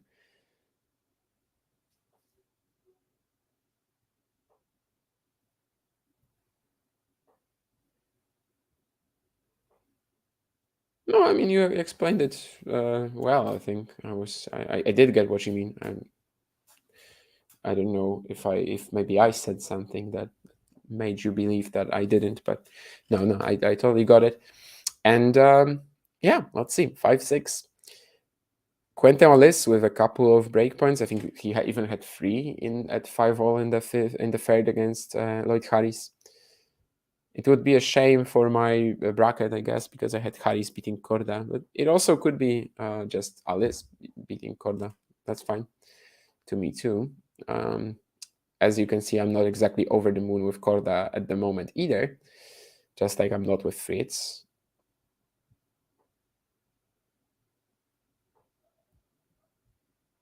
Who is, by the way, at 4-all in the fifth against Diaz Acosta, which still sounds ridiculous at the Australian Open. And it would just add to the Fritz Grand Slam woes. Do you guys think that it's like, why is he struggling so much at slams? Is it just mental, or maybe over the course of a longer match as well, people just get used to his ball, which is pretty, same sort of just one. Yeah, I don't want to say one-dimensional again, but I'll say it again, one-dimensional. Sort of just there's just one pace, one tempo of playing. So maybe that's also allowing more players to get to him at the Grand Slam stage than they do at usual tour events. I'll definitely be popping into that stream a little bit right now as well.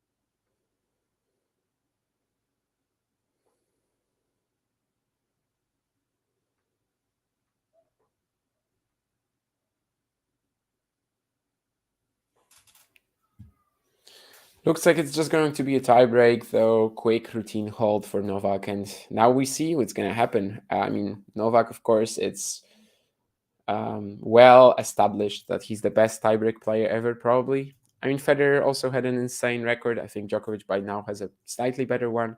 For Federer, it was just a matter of big serving for the most part, and being so strong behind his delivery while also being a great baseliner.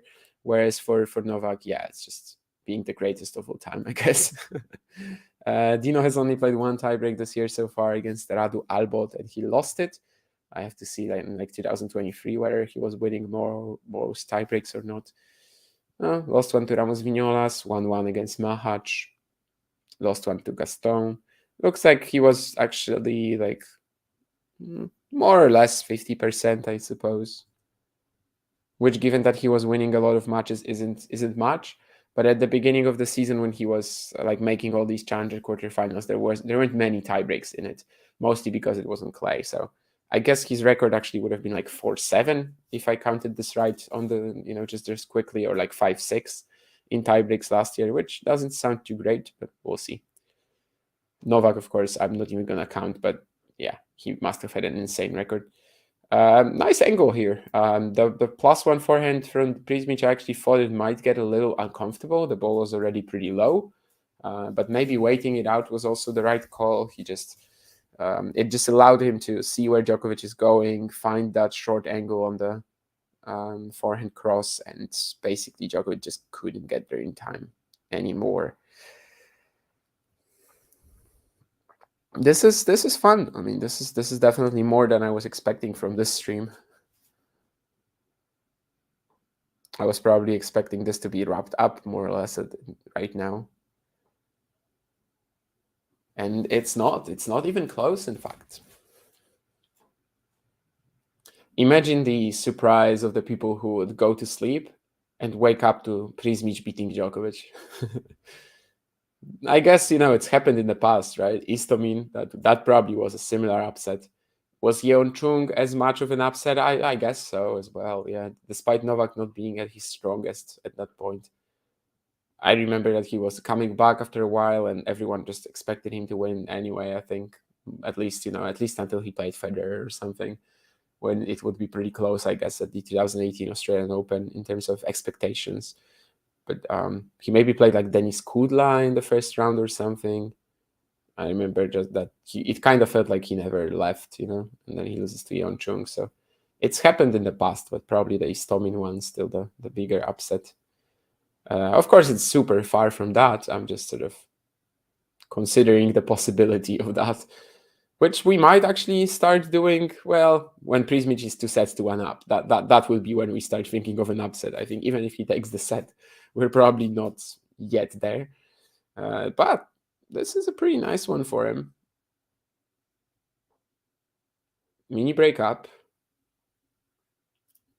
Forces an error out of Novak, and as John noted a few minutes ago, like they are really struggling to attack one another. They are just too good defensively. They are too good in terms of the footwork, and also just in accepting the other's pace and dealing with it. That they can kind of just trade forever. And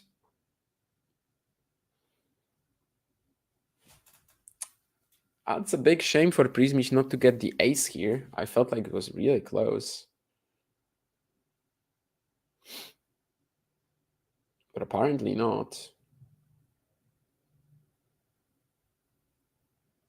And now again, he trades backhands with Novak. He switches to the Novak forehand. Ooh. Yeah, that was kind of tense, honestly. The previous backhand barely made it over the net. And then the forehand, like, middle of it. Yeah. That looked tense to me. That looked like he held back a little bit, maybe for the first time this match. Unless he felt something in the leg, because that also could work like that. Although I don't really see it with his his reaction doesn't really suggest so. So I think he just really got tight and held back the arm a little bit. That's not ideal, of course, as he loses the mini break. Pretty big serve, but Novak is in the rally anyway, and throws out a regulation backhand. Really angry at himself, and I think John Blom is once again announcing something to the crowd. I'm not watching with sound on, but probably some reactions there as well. Maybe Novak complaining about that.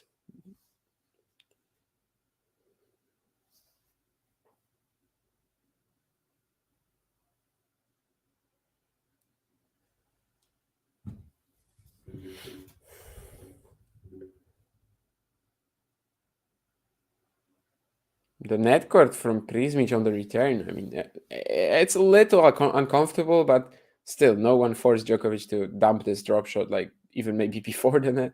I'm probably exaggerating, but like, yeah, just play a very poor dropper. 4-2 Prismic, and who knows, maybe the king of tiebreaks is about to lose one. Yeah, but I guess we can actually accept that error from Novak, since, well, he was put in a pretty uncomfortable position, had to react very quickly. People in the crowd like really roaring for Prismic, at least I guess that's his box. And well, that was a net court, so usually I wouldn't do that, but anyway, who cares? 1 hour, 43 minutes, 44 minutes as I'm speaking, the clock turned over to that amount of time. And 4-2 Prismic, one more mini break lead. We'll see if this time it gets squandered as well. Although first, Djokovic has to win his point, and it's going to be on a second serve. So this is getting quite dangerous for Novak.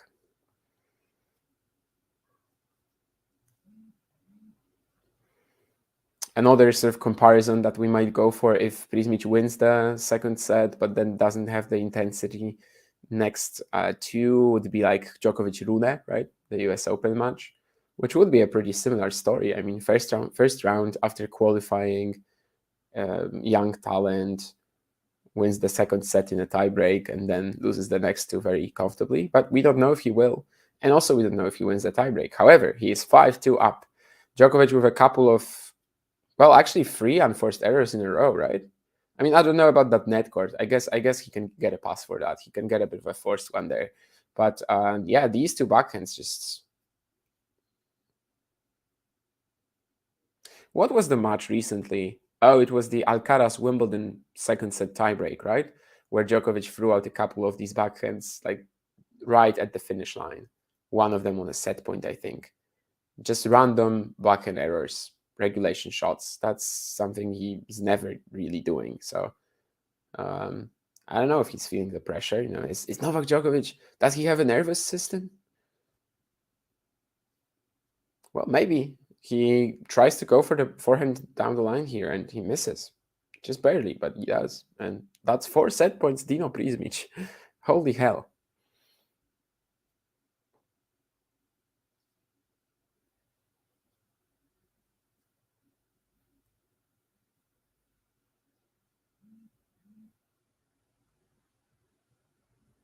And to think that I almost didn't put this guy in my top 100 for 2024 list, right?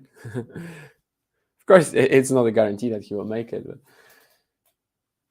it would have been a huge error, I think. Regardless if he does or not, looking at this match. Still, 1 set point has been saved by Novak. Is the set already over? Let's find out.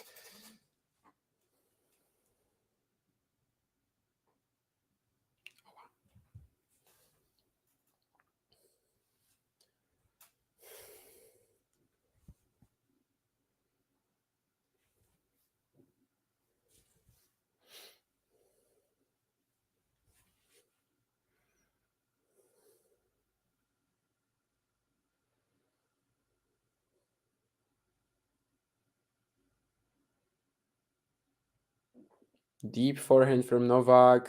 Nice angle on the backhand as well. Oh, I mean, if Prismic found that slice, that would have been so tough. But it is the second set point saved for Novak. And, you know, one more, and it might get quite tricky for the Croat. Let's see. 6-4, so he will still have one more set point on his own serve, even if Novak wins the next point. But let's see, maybe Novak actually enters that lockdown mode. Maybe he just won't miss right now, even though from 2-all to 2-6, he actually missed 4 times. I guess at least 3 of them being unforced errors. But yeah, 4-6, does Novak find a big serve? Yes, he does. So far, not much that Prismic has been able to do on these. 6-2 up, Djokovic just hit a pretty big return cross-court, and he couldn't handle it. So, yeah, I can't really say he missed an opportunity here. Maybe in that one point, he like gave a lot of initiative to Novak, but also the angles that Djokovic opened up for himself. Yeah, just really found a way to open up the court. So I think it's been really fine, and now maybe is the set point when he will have a better opportunity of taking it. 6-5. Of course, it can be just an ace. I guess he will be going for it as well. No, though.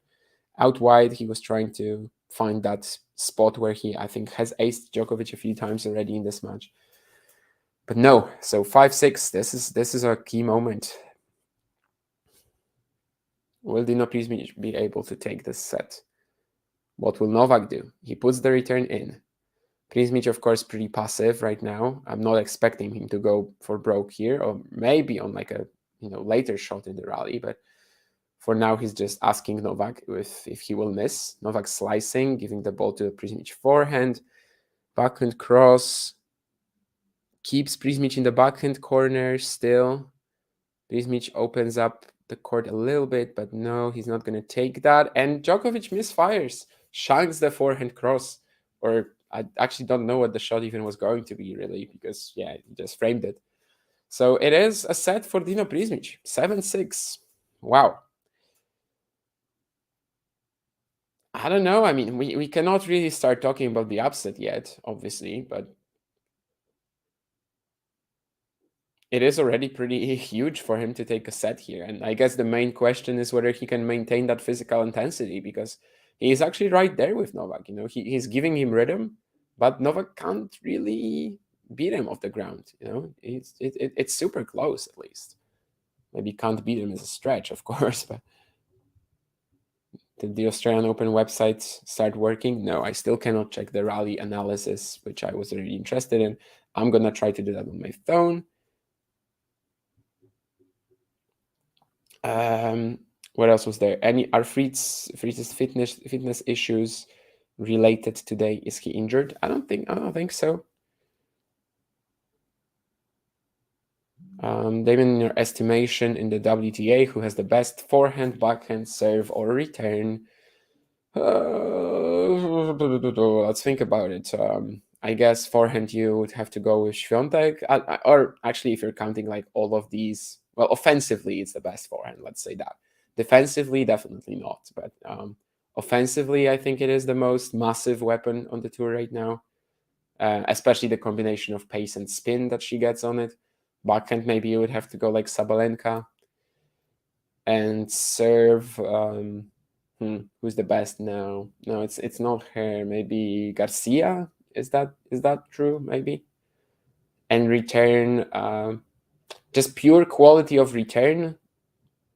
Yeah, like the boring answer is Świątek, and I guess that's the correct answer. But I would like to still like point out some Azarenka or Ostapenko. Yeah, I recently did that stream on Ostapenko Azarenka, of course, in Brisbane, and it was a fabulous match in terms of returning from both sides. So Prismic sending a strong message, says Matthew. Yeah, he kind of has a bit of fear. I mean, the 5-6 point was tentative, but it worked out. But yeah, he is absolutely getting there. Oh, and now John is also getting shots fired from Nurlan, it seems. Not sure why. You never know when a Buster Douglas moment will happen, says Sean. And yeah, I actually do get that reference. Mike Tyson's first loss, right? I think it was Mike Tyson's first loss on the tour as world champion, as already having all the heavyweight titles. I think the knockout to James Buster Douglas, that was quite something. Of course, I can't remember it, but I did watch the fight. As a kid, I was a bit of a boxing. Fan, a little bit. Like mostly enjoyed watching the classics, and some new ones, I guess. Of course, Mayweather, Pacquiao, and like that sort of stuff. The big ones I did watch, but now I haven't watched a fight in forever. Novak very tense, struggled to get his serve in, and then a tense backhand. Yes, indeed. He's not been the king of tiebreaks since Roland Garros.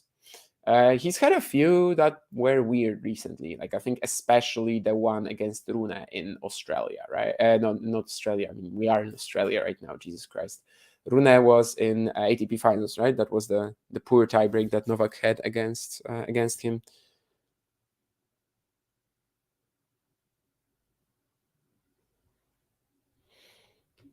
And there's also, I think he can definitely make top 100. Yeah, he if he plays like this, if he is able to, especially at the ATP level now, with like the better round by round point breakdowns than the challenger level, then yes, absolutely, there is that shot. What the hell was that return, by the way? Yeah, okay, fine. I mean, sure, what a reaction, and 144 kilometers an hour. And this is where Djokovic is like probably a little uneasy for the first time, I would say. 15-30 down. Forehand Iga says one of the chatters, serve Rybakina, backhand Rybakina or Sabalenka, return Iga. Yeah, that sounds about right. I said Garcia for the serve, but Rybakina is probably the better answer, honestly. And the rest, I think I said exactly the same. So um, I do agree about that. It's a little boring because it's like just top three, but I do think that there's a bit of a gap in the quality of the shots between most players and them right now. So go forehand, right? That's the not that's not a boring answer, but that's also not an answer that anyone would ever come up with. Um anyway, not to fire any shots at Kokugov. Djokovic, Prismic, 30 all. Third set, opening game. That's pretty massive.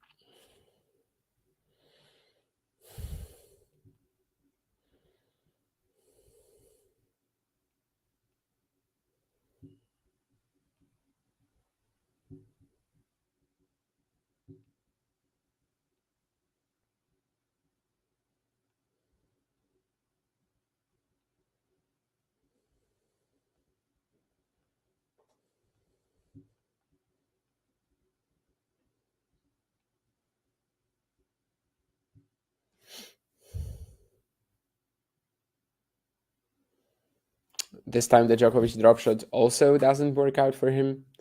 Prismic is there and gets an easy smash. So deuce, and yeah, Novak is looking quite tense for sure.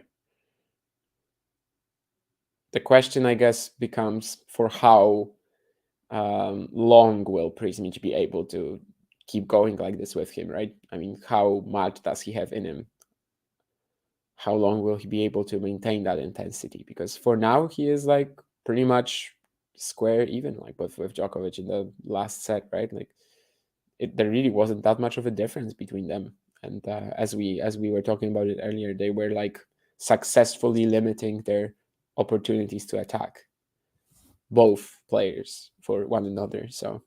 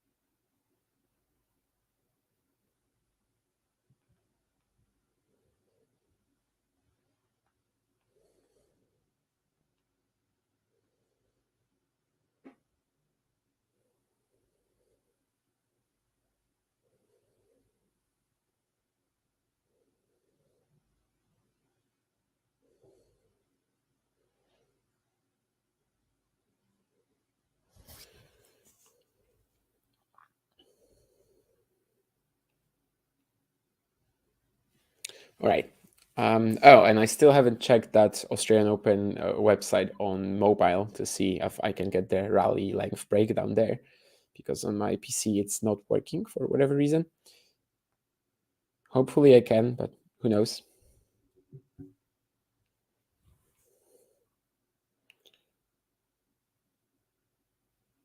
Freeze, by the way, pulled through. I don't know if I was talking about it. Probably not. But Freeze did pull through. And Lloyd Harris is one set to two down now against Alice. Galan up to sets to one on Kubler as well. And Tiafoe and Chorich have started already. I don't know who's going to win that one, but I think Chorich has a solid chance, actually, despite just coming back. But he looked decent at the United Cup, and Tiafoe is not exactly at his strongest at the moment. So I do think that there are some opportunities there for Borna. Okay, the rally analysis is indeed working on my phone. So yeah, that's kind of to be expected, honestly. 42 points to 25 points in terms of 0-4 shots for Djokovic. So Djokovic is dominating the shorter rallies. But when it comes to the longer ones, it's actually Prismic, 18-15. Medium ones, 14-13 as well. Yeah, so basically whenever the point goes over 4 shots, Prismic is even slightly better. But for the most part, of course, it's just about like being even with Djokovic rather than anything else. But yeah, that makes a ton of sense, I think.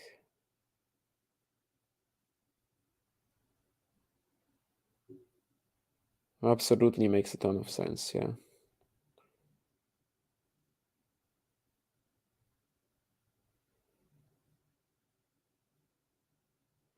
Unless it's Novak being able to like build up that first strike advantage, then the rallies are actually like straight up even. So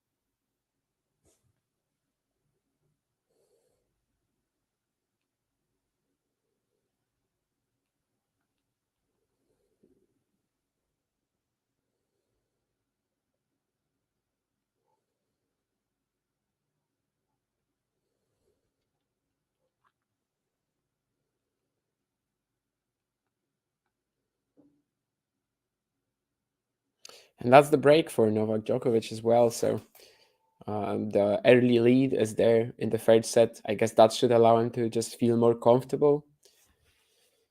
I don't think we've seen the Prismic intensity dropping so far. It's probably just a bit random for now. Well, random. It's probably just the fact that Djokovic won the game, and that's like the end of the story for now. But we'll be watching that as well, of course. And now with that early lead, you would sort of expect Djokovic to be a little more comfortable at least.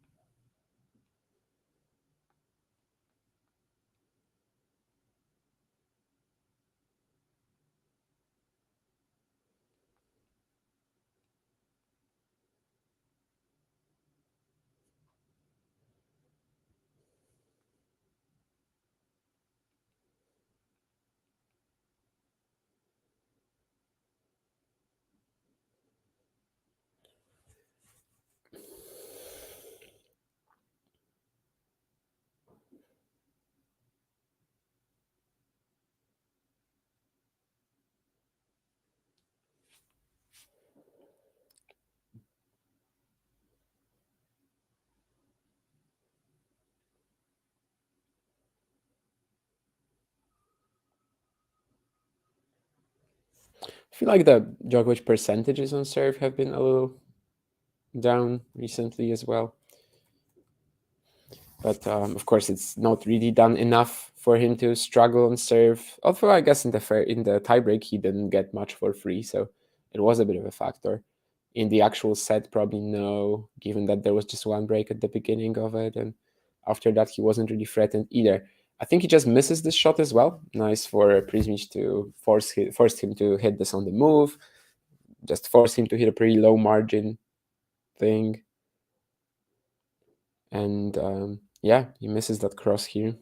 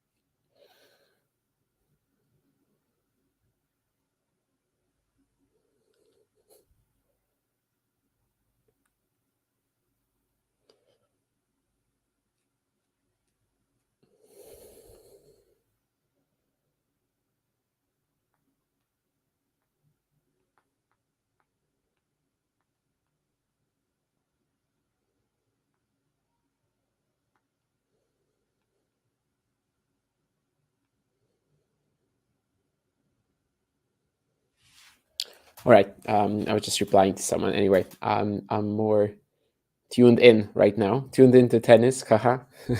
All the puns that we can make of all the shows that the members of Talking Tennis have are pretty fun. On the line is, of course, also another one that's very easy to pull off. Djokovic loses his balance here on the backhand, and actually, it's a breakpoint right back for Prismic. Are we gonna get the stat of break right back right now on our screens? Most of the time, we do in this situation.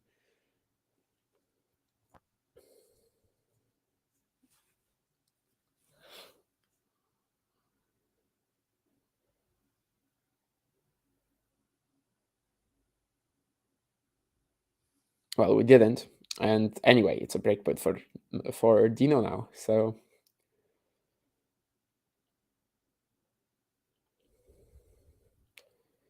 decent serve, but it comes back again. He's trading with Novak. Not much harm that Novak is able to do to him now. It's actually Prismic who is pushing him. Probably shouldn't have gone cross with that forehand, but down the line, but that's okay. He's still in the rally. Djokovic steps in to take the backhand. Prismic is great there. I mean, to cover that shot. Seemed like a point-winning one from Novak, but I think Novak indeed also thought that was going to be a point-winning shot, you know? And Djokovic is tired right now. Djokovic is also pretty tired right now. Of course, we know that usually with him it's like a small physical crisis. It doesn't last forever. But yeah, sure. Again, treatment for Prismic leg. But he did break back. Just getting more tape on that thigh now.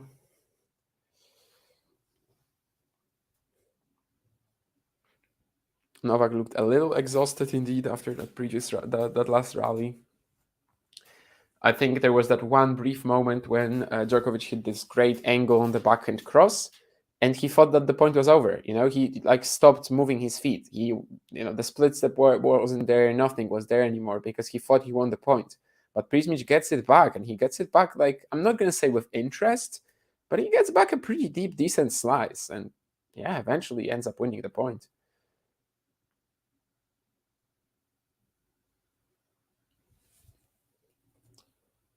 So still unable to pull away from him, Djokovic is. Kubler up a break in the fourth, so he might be getting a fifth there. Haris and Alice 4-all in the fourth as well. Maybe another 5-setter brewing up there. And Tiafoe Choric just on serve in the opener. As I said, just one more women's match incoming, but that's not going to be for a while now. So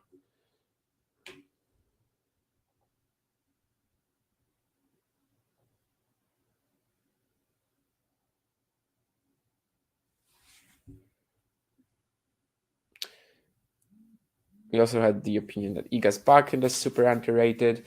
Yeah, it's a good, solid shot, but I just think offensively, like still the more important weapon for me is definitely the forehand. So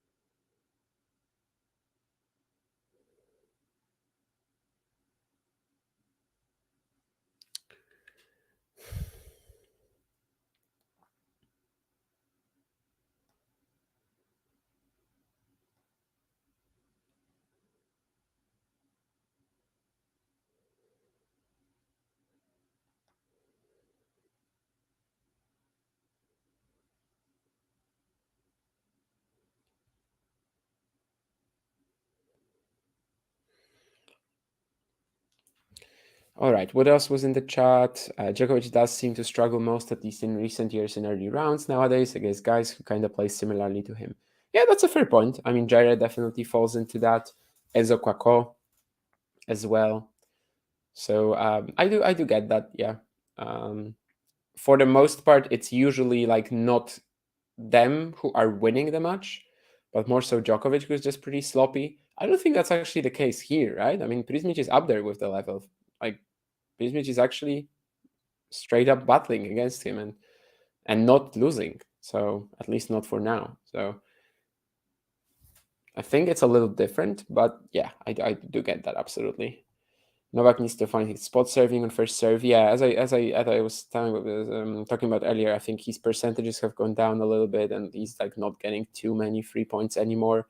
It's not like when the first game of the match when he hit 2 aces, right?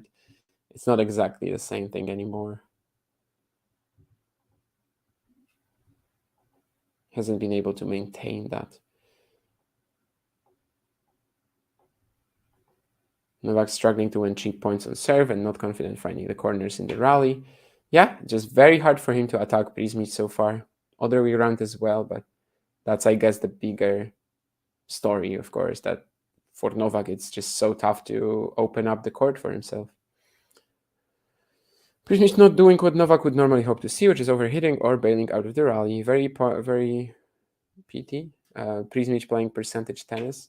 Yeah, and most of the time you would think that he's not going to be able to pull it off, right? Because I think most of us were like expecting him to actually have to overhit, to have to try to be over aggressive and try to compensate for the fact that he's not going to be winning too much.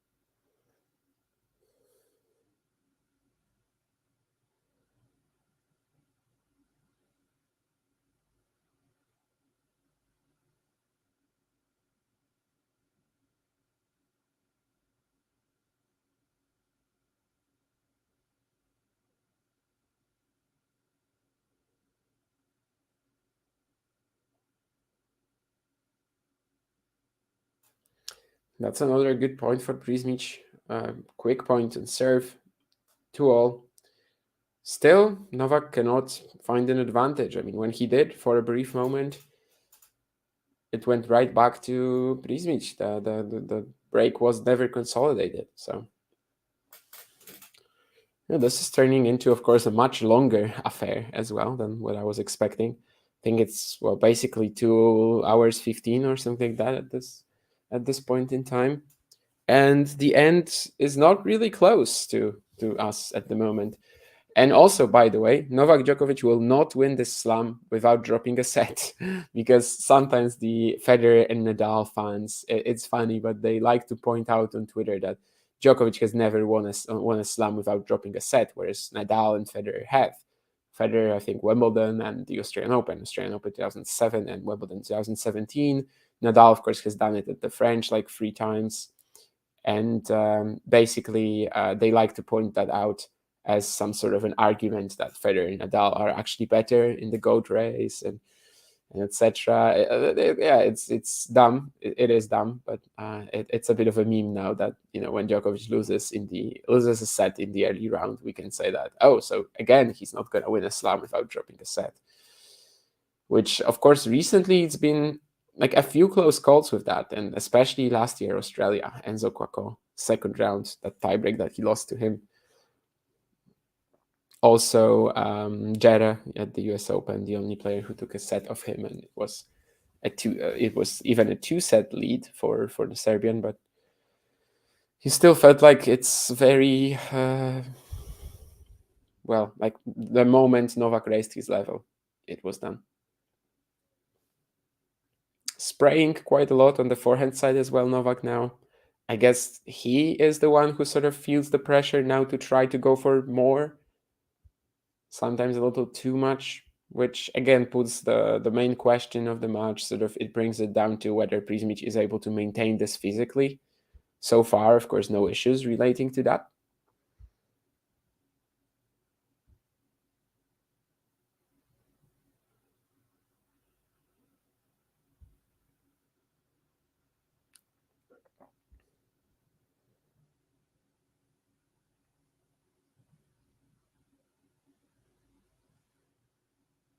Prismic chases down the Djokovic drop shot and wins the point.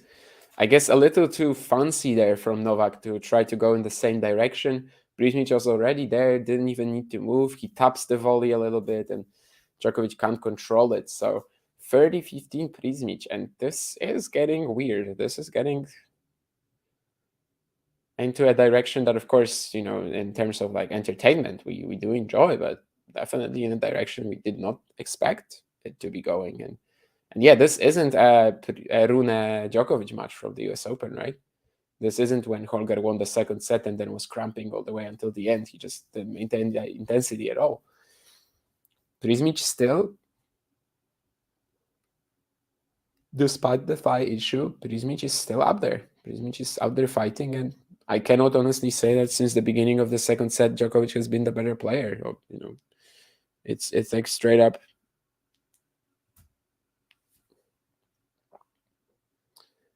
dead even to me. So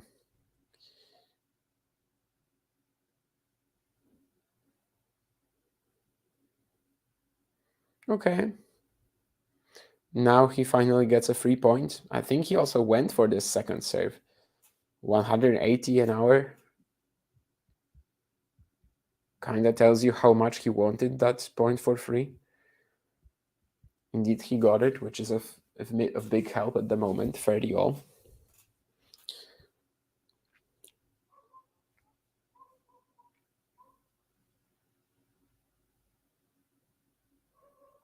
Wow. Another 3-point now. So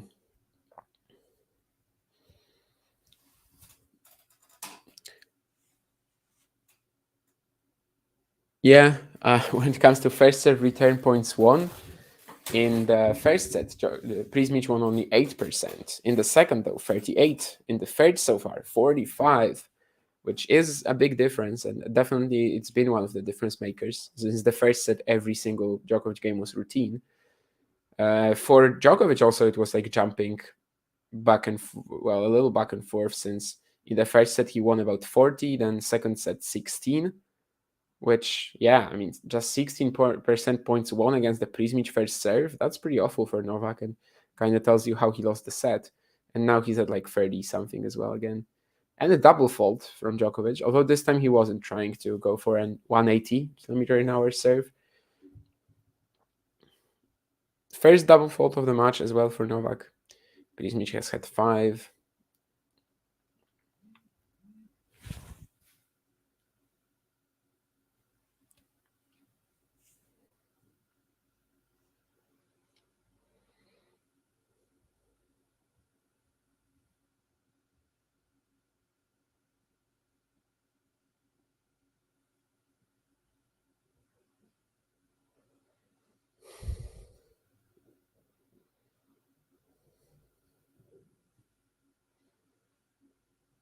Djokovic goes to the net, and it's a very soft touch on the forehand volley.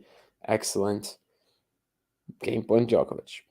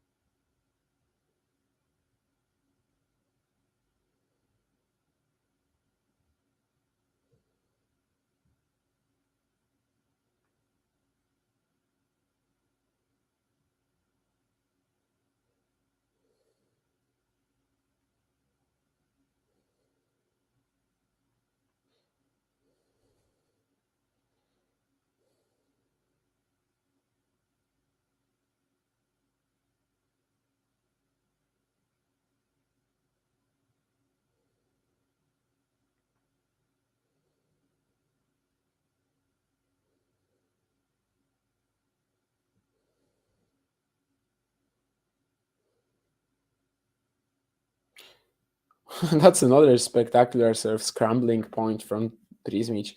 He was pushed to the backhand corner, then to a forehand corner. Everything just comes back. The squash shot, pretty difficult angle, forces Djokovic to go for like a tough direction down the line. Djokovic misses it into the net, so another break point.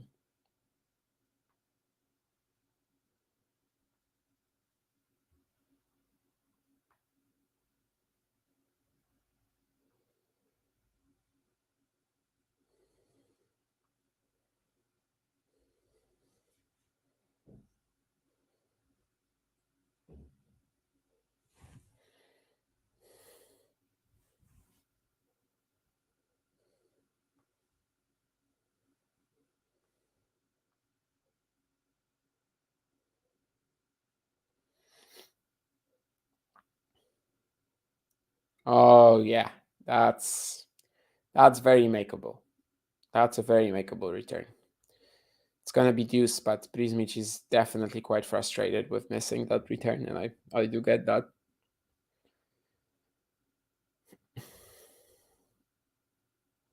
Especially as this is like a really important moment, right? I mean, he breaks here. I'm not sure he's the favorite for the set, but like, yeah, he has a pretty healthy lead, I suppose, especially if he would consolidate right after that.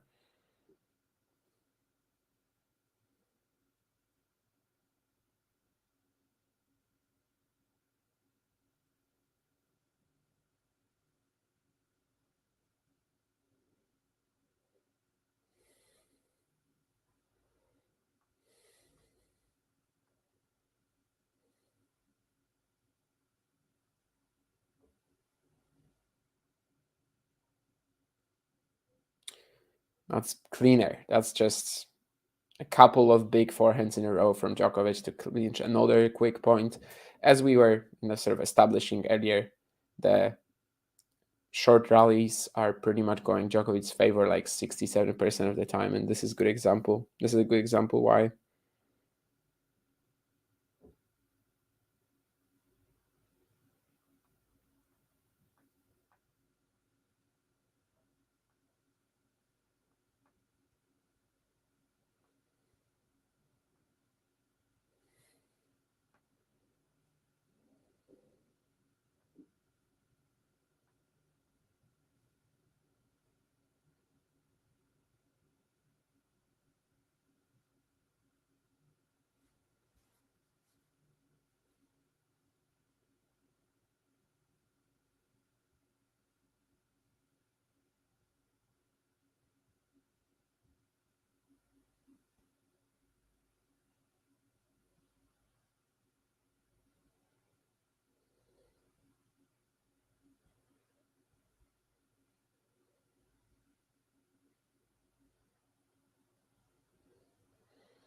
Another sensational rally, and it's Djokovic who cracks first. That was pretty smart actually from Prismic to throw in that slice.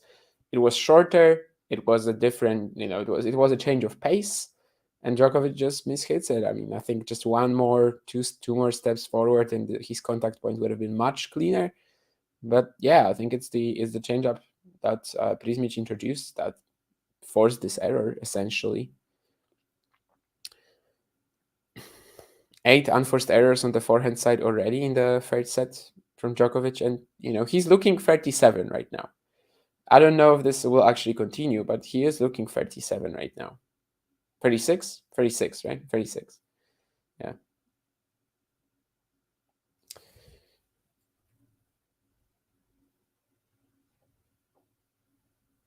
What is Novak's percentage on first serve? About 60 something. Let me see that again. 62%. This set it's 55, so it's gone down a little bit. Quentin Alice beats Lloyd Harris, so it's Alice who's going to play Sebastian Korda or Vitko Pšiva in the second round. Still an upset alert, I think, if he plays Korda, but I think Harris was probably the more dangerous player for Sebi. Although, let's see. That's very nice, though, from Prismic here. Takes that forehand pretty early and manages to find the forehand winner down the line. Galan Kubler 4-all in the fourth set. Tiafoe has taken the first against Chorich, and these are the three men's matches that are still going on right now. At this point, Sabalenka will be finishing at like midnight Australia time or whatever, because this match is still going on and it's still still has a lot of life left in it, it seems. Yeah, midnight is actually quite optimistic, I suppose, because if they keep going for like an hour at least, then Sabalenka could be on the court, 11 p.m. or even later. So again, the second serve from Djokovic goes for it down the tee, ace.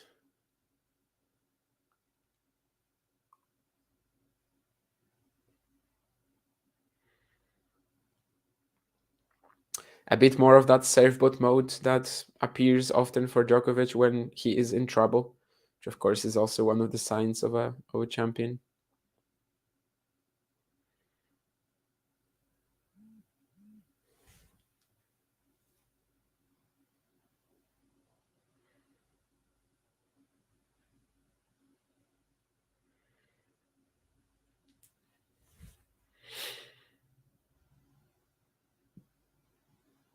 I think he misses that forehand though.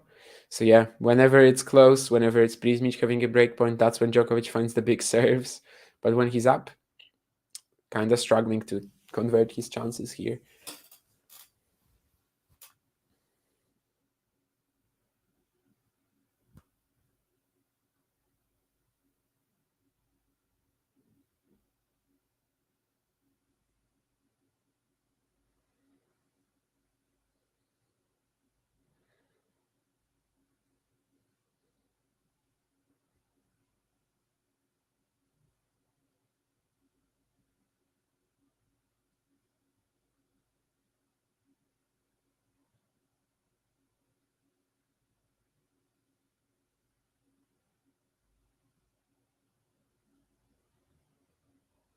Nice return as well. Previously in the match, he had a similar one that was actually a clean winner, just like 144 kilometers an hour. This one is not exactly into the corner, but actually at Djokovic's feet. Novak can't take it. So another breakpoint. And you can see it very well on the replay. Djokovic loses his balance again on the forehand. Also, of course, the return was in like, really quickly back at Djokovic. So let's see. Advantage Prismic again. I think on the previous one he missed a makeable return. Now he's also going to have a second serve to look at. Seeing as Novak has been going for his second serves quite a lot recently, maybe we'll get another one of these. Although on a breakpoint, of course, that's quite a big risk to take. But if he doesn't, who knows? Maybe Prismic will find something aggressive even. Oh my goodness. Yeah, this is the lack of experience showing. Yeah. He tries to put a very loopy forehand return back into play. Just whatever, really. Just yeah, force Novak to play, and he overhits it. Yeah, that's one of his worst points of the match, and I know it's just one shot, but you cannot do it on a point like this. It's worse than the previous one. It's way worse, actually. Again, second serve to look at though. Although sometimes he's even returning Novak's first serve better than the second, right? When he has like so much pace on it and he just reacts to it and it flies back right at Novak. Whereas here, sometimes when there's the pace has to be generated by himself, it can get tricky. And that makes sense also of the sort of overall look of Prismic's game, right? And that the whole match has been about that. Like he is trading with Novak. He's playing well off Novak's pace. He's not trying to generate much himself. And as long as he's physically stable, this is clearly the right way to play this match, So, of course, it's an avenue that's sort of not gettable for many players because you have to actually be able to trade with Novak like Prismic has been. And Prismic just breaks Novak, in fact, with a pretty horrible unforced error of Djokovic. So, two in a row, in fact, two forehands in a row that Djokovic completely broke down on 20 minutes around, maybe like 18 minutes, I think I saw just a second ago in this game. So that was a real marathon. And now the question becomes whether Prismic can consolidate and actually open up a pretty sizable lead in the third set. What else was I going to say? That, yeah, basically the whole match has been about that. So Dino playing well off Novak's pace, and on return it also stacks up. Like he's actually returning a faster serve from Novak better than when he has to be the one starting the rally, basically, and then being the one to get the first strike in, even if it's not an actual like aggressive shot, but just yeah, forcing it into play. And he's done. He did mess up here on the first two breakpoints, but then is given some opportunities by Novak, and yeah, I mean this is as comfortable as it can get really against Novak, which is not comfortable at all. But if he holds, we might actually start thinking about that 2-1 lead for Dino. Chorich up a break in the second set as well. Kubler about to secure the fifth potentially against Daniel Elahi Galan. What else do we have? I guess that's it, right? For now, yeah, for today at the Australian Open. I have to say that the Sunday start, well, I think it's great. Like it benefits the event, it benefits the sport. But also, like it feels significantly slower than the previous days, which is actually good because you're able to see a lot of tennis. Like you are really able to see whatever you want. There hasn't been a match today that I missed that I wanted to see. Like there, for example, I don't know. I didn't watch a single ball from O'Connell Garin, but I didn't really care about it honestly. I didn't watch a single ball, I guess, from Mahac Mochizuki, but I was just sort of thinking, well, if this gets competitive, then I'm turning it on. And it didn't, as I was expecting. That's why I didn't want to watch it. But yeah, basically, whatever you want, you're going to see it, which is pretty cool. As usually, that's not something we can say on the first couple of days in the slam, right? And definitely not something that we had in the qualifying, because in the qualifying, it was usually like 16 courts at the same time. So it's kind of impossible to watch it all. Prismic is smart, not coming in behind short balls when he hit his inside-out forehand, knows that he can win the long rally now. Confidence is huge right now. Yeah, like absolutely. Like as long as he believes in himself physically and is fine trading with Novak, this actually works out so well for him. He doesn't need to go for broke. He can just literally yeah, I mean, keep trading with Novak and be fine with it. Like, just play off Novak's pace. Don't have to do anything he's uncomfortable with. But as I said, like it's only a way of playing for a select few against Djokovic. You know, you have to actually back yourself in this long rally, and Prismic does at the moment back himself in the long rally against Novak. So, a penny for Novak's thoughts right now. This guy is pretty amazing. Am I screwed? I guess that's more or less that. Or maybe, you know, he's thinking of his fitness as well, because Novak has definitely been looking a little bit gassed. Now Prismic loses his balance a little bit, but he's back in the rally. Novak didn't actually convert that into anything. And yeah, I mean, Prismic just very fine trading, unless, yeah, Novak opens up here, the backhand down the line, beautiful. Just a little over the net, and it's actually the net clearance, the how low it was, how skidding, or how it like skidded off the court. That's what made it difficult for Prismic here. Skid, I guess. Winning these crowd-pleasing points should not be underestimated. Wanted to break Novak back, and now to get 15-30, huge psychologically. Terry says, is Djokovic going to lose? Honestly, I mean, he's not looking too bright physically in this set. Prismic is comfortable trading with him all day long. The question is whether that all day long is actually all day long, or will it stop at some point, even if we've seen no signs of it potentially having to end soon. And also, of course, if it actually goes deep, there will be that question of experience and whether Prismic is able to snatch a win. But this is quite scary. Like, we will remember this match as the one where Prismic at least did give Djokovic a bit of a scare. Imagine the excitement of the non-slam winners in the draw if Djokovic loses. Yeah, I mean, especially Sinner, who has a pretty decent draw as well.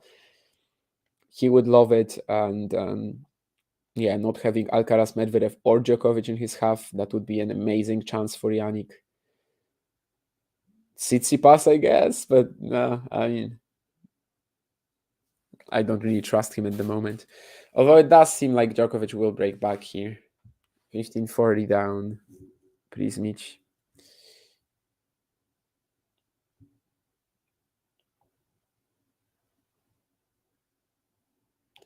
Yeah, we'll see if normal service indeed will be resumed.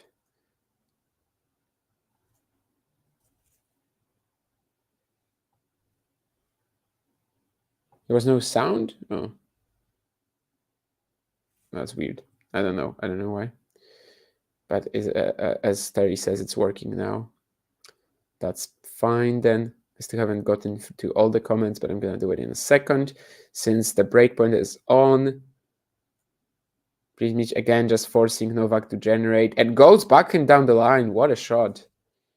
Really nice. Punishing Novak for that loopier forehand. Harsh. Novak's serve was very deep. 9-minute game, yeah.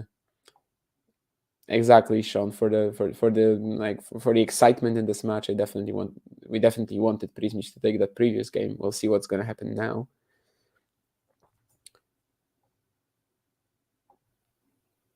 I was talking about the stats regarding rally length, Matthew, earlier. I can check it again, but basically, of course, shorter ones, it goes to Novak, but medium and long, it's actually like a small edge for Prismic. Nice. That was a pretty uncomfortable ball as well for Dino. I like it. He was hitting the inside in +1 forehand.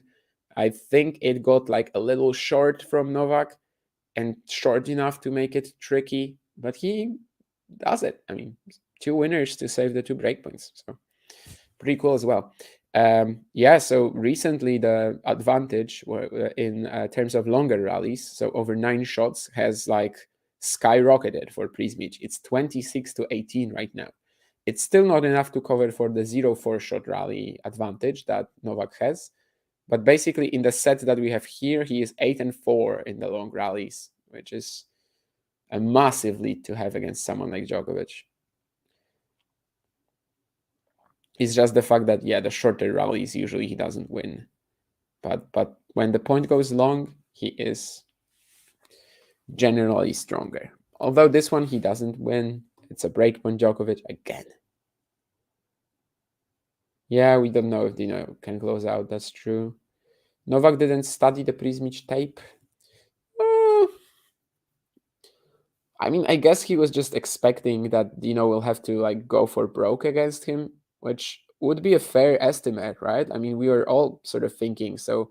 He has to step out of his comfort zone a little bit, at least. I'm not saying he will redline his aggressive shots because that's not really his game, but like he has to try something that's usually maybe not in his arsenal, and it just turns out that he doesn't actually.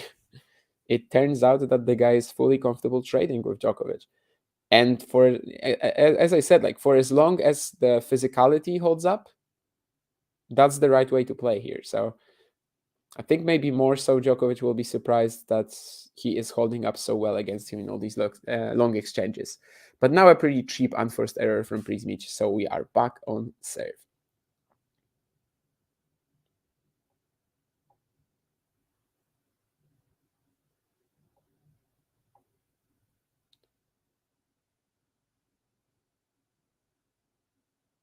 Yeah, more or less what I said. Matthew just said as well about what was that? Oh yeah, I'm sure that he did study the tape. However, probably didn't think he need to find his A game. And Matthew is here. The other Matthew is here as well. He was supposed to go to sleep after Rublev. Yeah. I mean, imagine if Prismic wins this match and people wake up to this result. That's insane.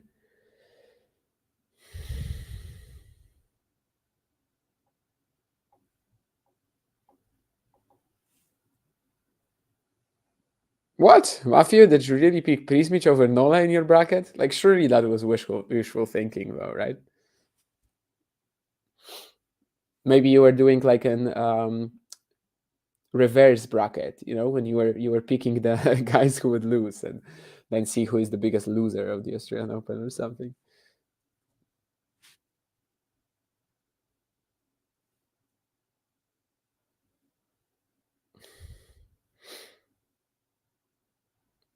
Yeah, absolutely historic stuff. Yeah, I think even more so than the Istomin match if he lost here. Istomin was at least like an established player. Of course, Prismic potentially in the long run will have better achievements than Istomin. I think even me as a bit of a non-believer before today at least has to say that.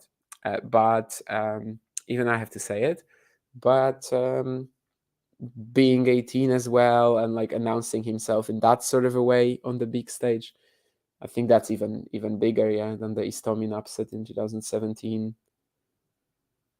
Out, I think. So it's love 30 again. It could be another break going Prismic's way. There's no cheap points for Djokovic right now unless Dino misses something, which he actually did to get broken. But the serve advantage is like not there anymore at all. And it's really just a question to me of how long can Prismic keep going like this, right? Whether he actually has it in him to keep going like this with Novak for like 4 hours and a half. And if he does, he could be winning this match. That's nice, though, for Novak to get a +1 forehand after a big serve.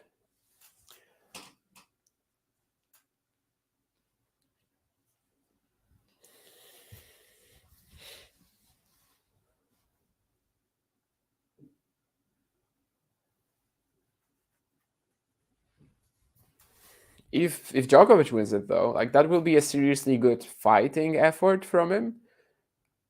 Although it will probably make us question his chances to win the event a little bit. I'm not saying he won't be the main favorite suddenly, but we will be like, actually, maybe someone can beat him. Although to bring in something like Prismic has done today, like it's rare. You are rarely going to find players who will back themselves in a long rally against Djokovic.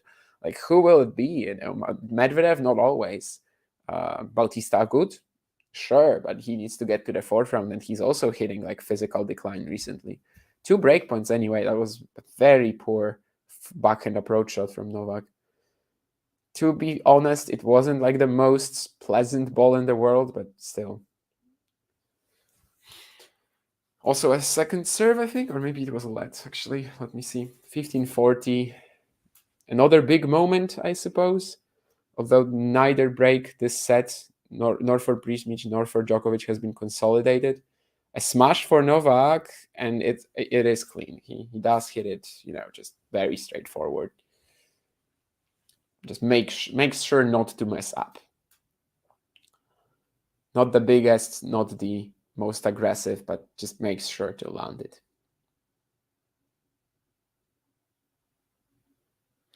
So one more breakpoint for the 18-year-old prodigy. What a day it would be if Alina Kornieva won against Ribestormo, and like a slightly bigger upset if Prismic beats Djokovic as well.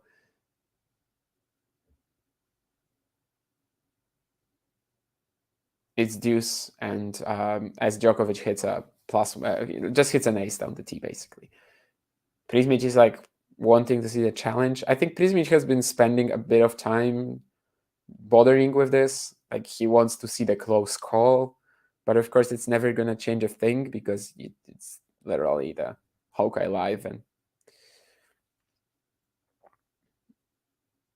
40 points played on serve so far. Novak 19, Prismic in this set. So of course most of that is just that one long game that they had where Prismic eventually broke.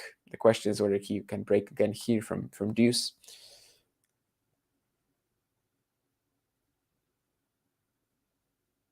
Yeah. And I guess it is a little scary. Like, one thing that is a little scary for Prismic, other than the physical intensity, is just like how solid he needs to be. Because like literally the moment he starts giving away cheap errors like this, the match probably runs away from him. He just needs to be a wall. Is it easy or is it tough to be a wall? It's hard to say. I mean, he is definitely one of the best movers on the tour already. Also, he is clearly comfortable against Novak's pace, so it's not that tough.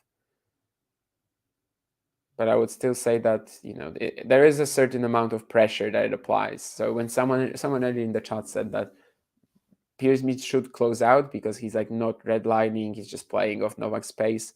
But I think there's also a bit of pressure, like when you will try to like convert an advantage against Novak and try to just make a lot of shots. That's also not easy. Sometimes it's even simpler to just blast one huge ball and than play like Prismic has been, which also requires so much concentration. And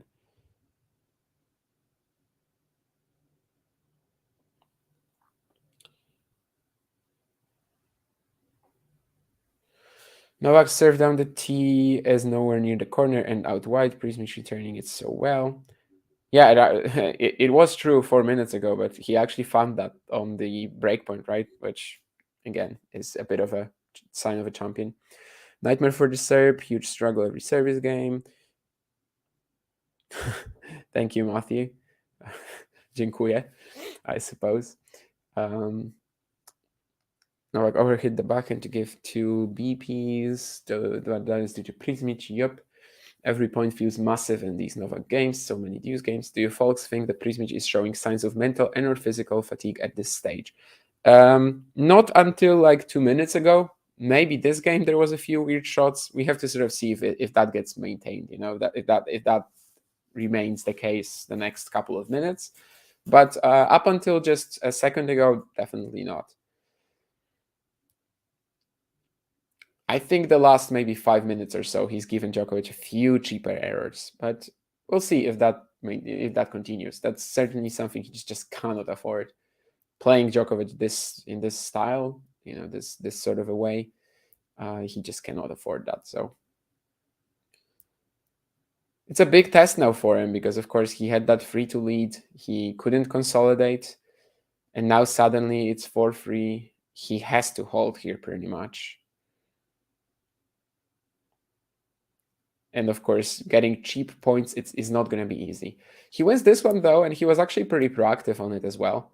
A nice shape on that last forehand. Djokovic doesn't get to it. And again, Djokovic is kind of looking 36 right now. which most of the time isn't really happening. Like most of the time, he just looks 26 rather than 36. But he is looking 36 in some of the points here and some of the footwork patterns for sure.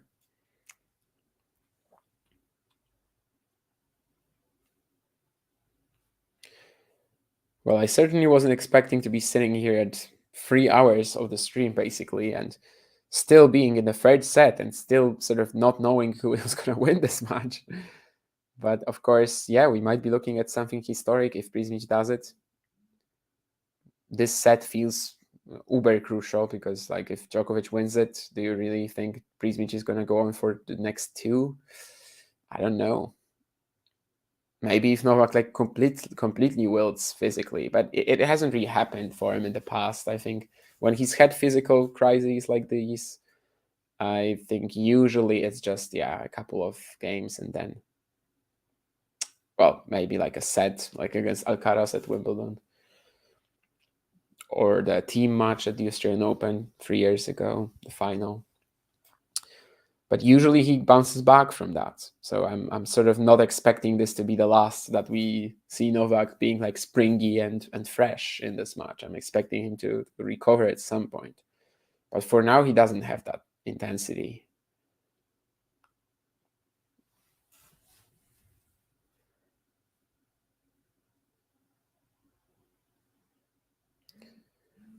Arina Sabalenka and Elha Saidu were definitely expecting to be on the court a little earlier today, but, well, they will have to wait.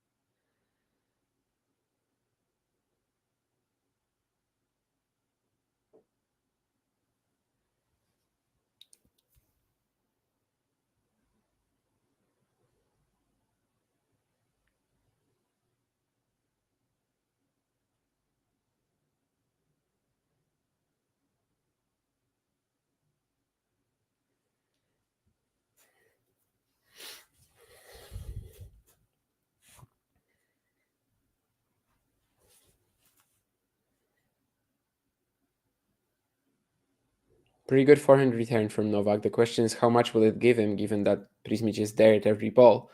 But actually, yeah, the short angle on the forehand does work. On the slide, Prismic misses the forehand. So 30 all now. Yeah, I mean, things could get very tricky just with the next 2 points for Prismic, right? And then we might suddenly have Novak pulling away. But yeah, it just feels like every single game, every single point is so crucial right now, which is a big win for Prismic already that he's in this position. And as I said earlier, like this is a match that he's gonna learn so much from. Playing Djokovic, I think for a youngster is always a good experience, but especially playing Djokovic like this, and yeah, just having so much to go over with his team, having so much just new stuff that he would pick up along the way, and also just knowing that he can back himself in a sort of maybe, let's say, moderate pace rally against anyone on the tour, really. But that's a breakpoint, and this set could actually get away from him now that he didn't break at 3-all.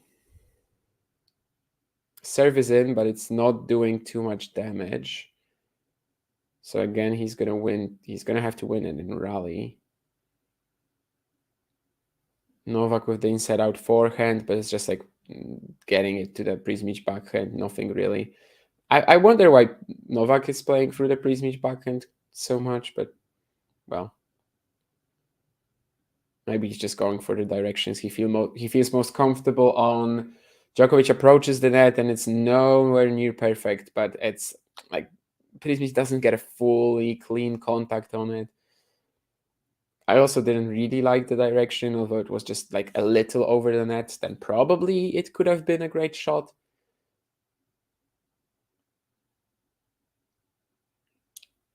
But anyway, Djokovic breaks 5-3. He was kind of forced to approach here, and it's a similar case like in the 3-all game when he, I think, went down a double breakpoint with a backhand approach that he wasn't like really planning. Like he just was forced to by the situation in the rally.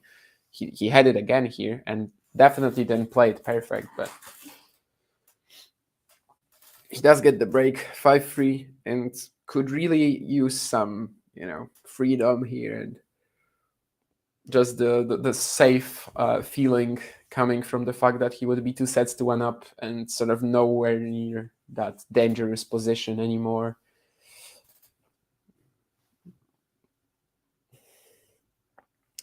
As it sometimes happens, that 2-all game, Prismic won it after like 20 minutes, but since then he hasn't won one. But yeah, it kind of doesn't tell the whole story, of course. He had a couple of breakpoints in the 3-all game, so it hasn't been one. It hasn't really been like one-way traffic anyway. Djokovic misses the next shot, though. I think coming back to that question that was there earlier from Matthew, maybe this is the first time we're seeing Prismic a little fatigued already. I think it's nowhere near what Novak has been showing, to be honest. But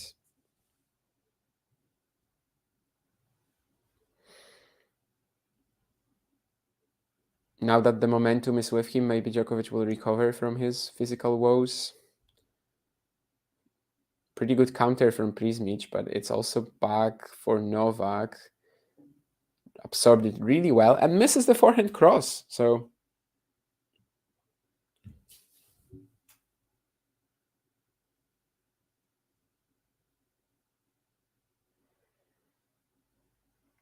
again, love 30 down. This maybe still isn't over.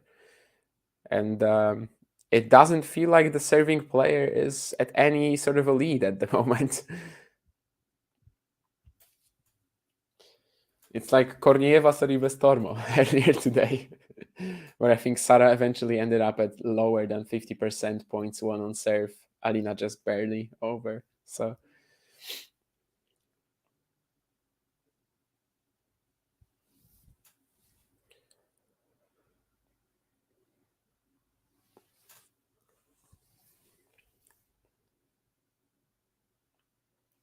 15-30 down now as Djokovic gets a 3-point on serve. Needless to say, he really needed that. The pressure is on, and maybe he will be coming up with the best spot serving that he can produce again in times of trouble. Even if for the most part this set it hasn't been like a major factor. But no, it's a second serve now. Prismic will just be hoping not to mess up another makeable return on second serve, because as we said, he's sometimes even returning the first serve better than the second. Okay, yeah, this is good. He doesn't allow Djokovic to attack. Backhand down the line from Novak, and Prismic barely catches it with his racket. He slides into it. He falls on the floor, actually, but the shot isn't going to make it in. I think if it landed in, he could have had enough time to recover even from falling down. But nope. It's just out. So 30-all, either a breakpoint for the 18-year-old or a set point for Novak.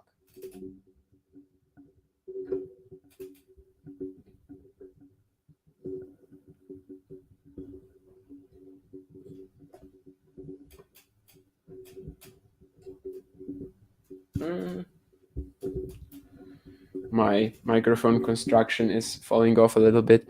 The reason for this is that I have like a round table and yeah, it like slides off, but never mind. I managed to fix it.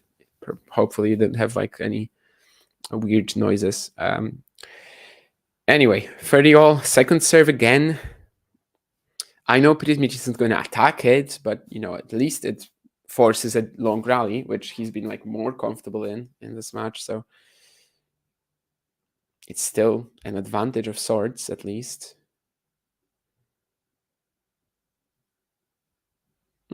Yeah. He's in it. Novak really unable to open up the court for himself. Slice Prismic. He gets to that backhand down the line from Novak pretty easily. They're back to trading down the middle. The forehand from Prismic barely makes it over the net. Oh wow. Yeah, that's kind of nasty. I don't know if Novak planned it. Let me watch the replay, but basically his shot was so short that Prismic barely got to it, but it wasn't like a proper drop shot, you know. He hit a topspin, so I don't know. I'm not gonna get a replay, I suppose. But yeah, the lack of depth on the Novak shot actually won him the point. And it's a set point Djokovic.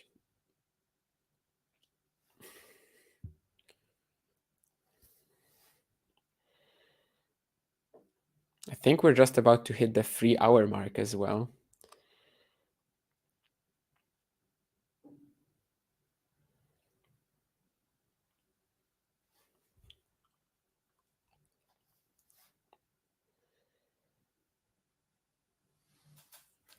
Heavy breathing from Novak after that previous rally, but again, it's a second serve. It's just that Dino is not winning these points, you know, at least in this game. And backhand down the line opens up the court for Novak.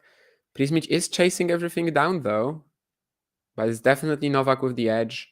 And eventually he forces an error. So 6-3, big reaction, big roar.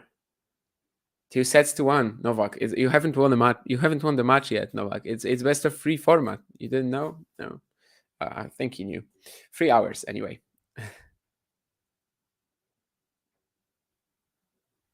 Let's see what else did we have in the chat. Loads of chances in serving. He got broken easily. Shoot. Okay, now I have this. What was there? Looking at results today and this match, that suggests the court is slow at all. It happens sometimes that the main arena is slower than the outside courts, right? I don't know. This match certainly doesn't seem like it's pretty fast. What else was there earlier on Rod Laver? Because I think the other courts are playing like pretty normal. I have to say what else was on Rod Laver, but they could be making the court look slow. You know, it's pretty common. Sinner, I guess I watched only a bit of that, but yeah, I guess I haven't watched enough of Rod Laver to know. But it didn't seem that slow on Margaret Court, for example, in Sabov v Rublev, right? Or any outside court action really didn't seem slow either, I would say. So I would like more info, because I think this match might be pretty misleading, given that it's just two opponents who, well, Novak can't really hit through Prismic, and Prismic is comfortable playing off Novak's space. I wouldn't say it doesn't seem as fast as last year when it was favoring all the flat hitters so much, but maybe it's also again that the match that I mostly have been watching on Rod Laver Arena today. It's Djokovic Prismic, so definitely not one where like it's going to be so pacey. Ronnie O'Sullivan could get another Masters, says Sean. Yeah, today it's the semi, right? Today? No, yesterday was the semi, right? I missed the semis, I guess then. So I actually forgot about that, but yeah, he's playing Ali Carter, and I guess that's also a match which was like a World Championship final 12 years ago. To your point, so yeah, the young guys maybe not as good, but Luca Brecel, right? Last year, the World Championship, it counts, I think. And maybe Ronnie gets the triple crown this year because he's already won the UK Championship. He might win the Masters, and then if he wins the World Championship, it will actually be the first time that he wins it in a single year. All the triple crown events, he hasn't done that. I think Williams has done it, Hendry, and maybe Davis as well. Can't remember the last time Novak won a service game to 15, or even how many times he's done that. Yeah, absolutely. Only the first set, right? The first set he was like barely losing points on return, but after that, sure. And also maybe the last two service games of the second set, the ones where he was serving to stay in it, he would usually win them pretty easily as well. Oh, Jake met the love of his life. That's exciting. Looked like Pegula.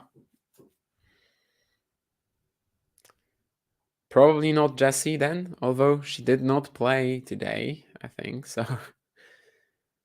But it would be a pretty weird schedule for her to be in a pub in Europe and then fly to Australia. Novak's first serve in 54%. I guess that's the third set only, right? Because overall it's higher, but I guess, yeah, third set only. Didn't anyone catch the Rublevsky versus Wild? Yeah. But yeah, Sabov Vilda, I mean, the forehand was insane. And of course, we've been saying that for a while, but he should be getting better hardcourt results than he is. I'm not saying better than on clay, but he should be getting better hardcourt results than he is. So nice to see that. Was this a good level for Andre? I think it was the most common Rublev performance, which is like 85, 90%. It's how he won Hong Kong. He hasn't really had a peak match so far, I would say. In this year, I mean. When was the last time Novak won only 150% his first serve points? In a set, yeah, other than on clay, it's probably hard to find. But if you also only win like 50, then of course it doesn't really matter.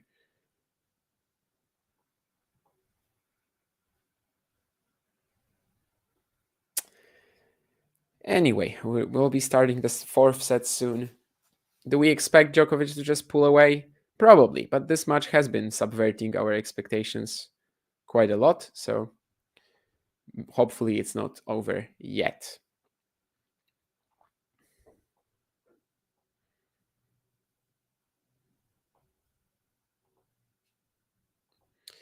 When it comes to the other action, I think Tiafoe has leveled in the second set, so they're back on serve. And Galan Kubler currently playing that fifth set tiebreak. That fifth set, not fifth set tiebreak yet, at least.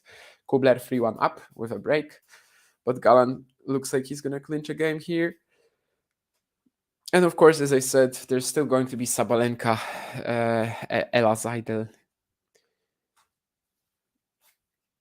after Djokovic Prismic. I might also look into the schedule for tomorrow since we are still on a break, although Prismic is actually about to serve. But just to briefly say that we have Schmidlova Goff at Rod Laver, then Bergs Tsitsipas. As I said, this is a match that I have to watch. Absolutely, Zizou Bergs against Stefanos Tsitsipas. That's even better for me than Berrettini Tsitsipas, which I know is a little crazy. Demir Raonic in the night session, Garcia Osaka in the night session as well. So that's a pretty solid night session, I think. Margaret Court slightly less interesting to me, although I suppose a lot of people will be following Auger-Aliassime team, which of course I do get. I mean, it's big names. I just don't know if I'm that interested in it myself. But yeah, Bergs Tsitsipas, I definitely want to stay up for that. So probably we'll have to take we'll have to sleep at like 8 p.m. today or something like that. At least that's what I'll try. Hopefully it will work out.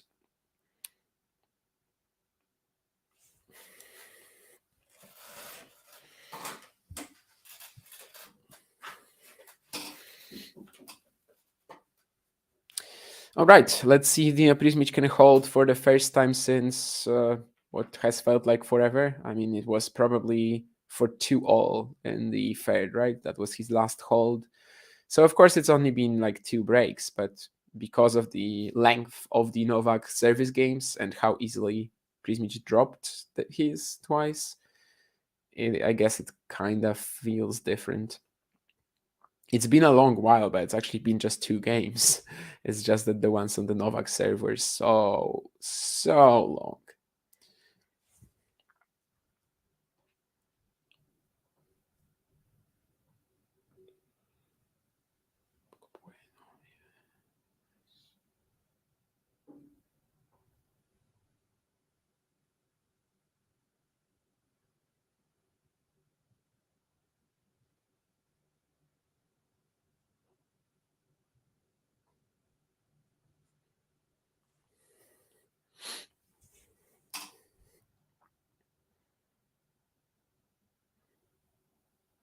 Decent smash here from Prismic as well. Wasn't that easy. He's gotten a bit better during the match at like taking advantage of these shorter returns from Novak. The block return isn't doing that much damage because Prismic is kind of covering for it.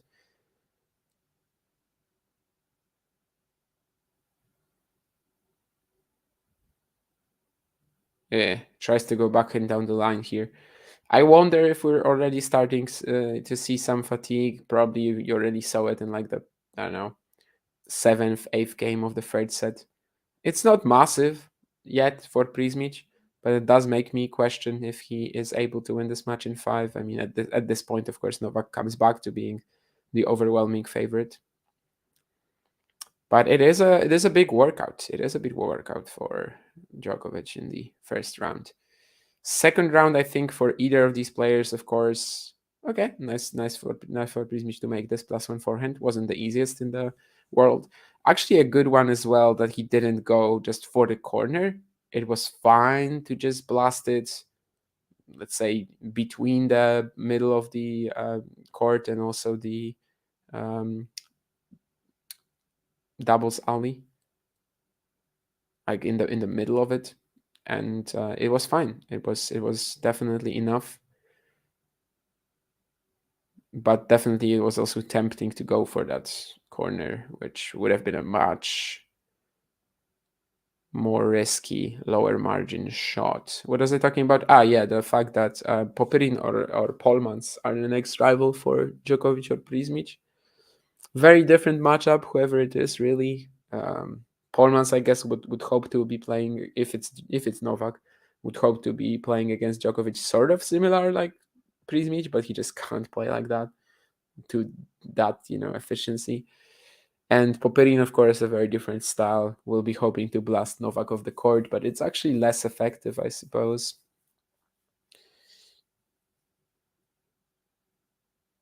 Ooh, that's a poor volley miss.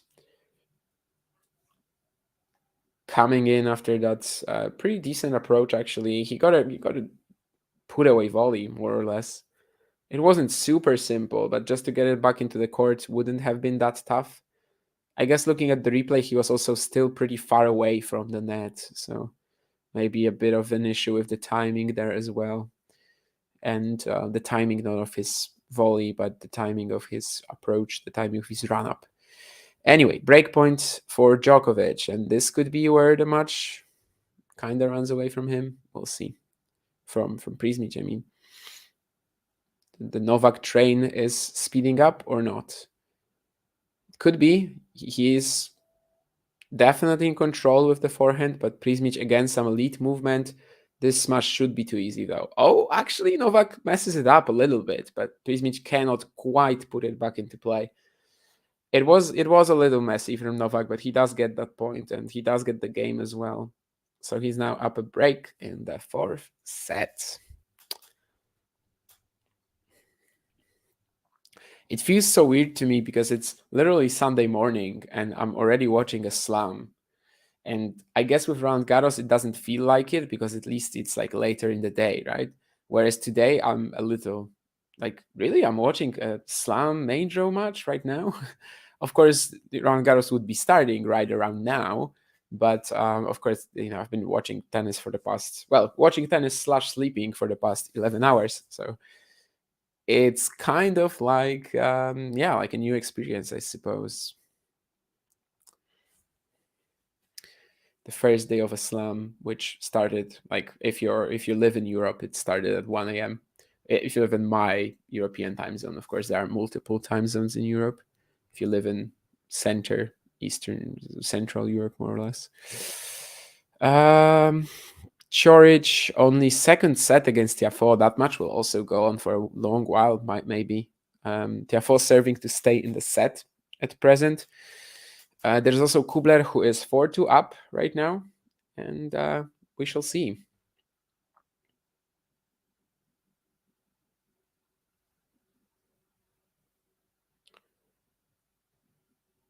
Yeah, I think for now, it could be that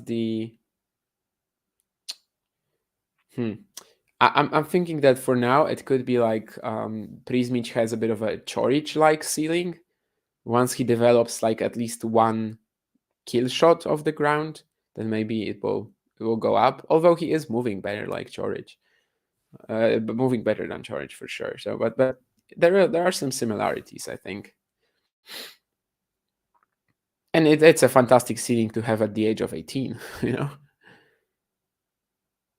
He's also going to have some throwaway matches, of course, soon. It's not like it's not going to be like 100% every time he plays he has this intensity, or the opponent is allowing him to play like exactly the way he wants to.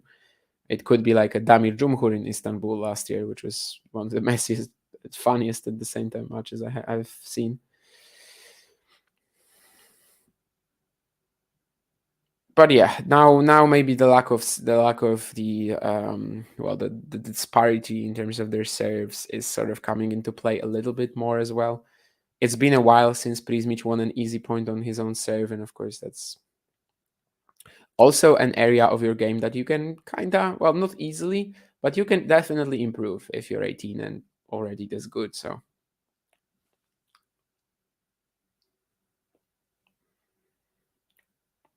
hmm.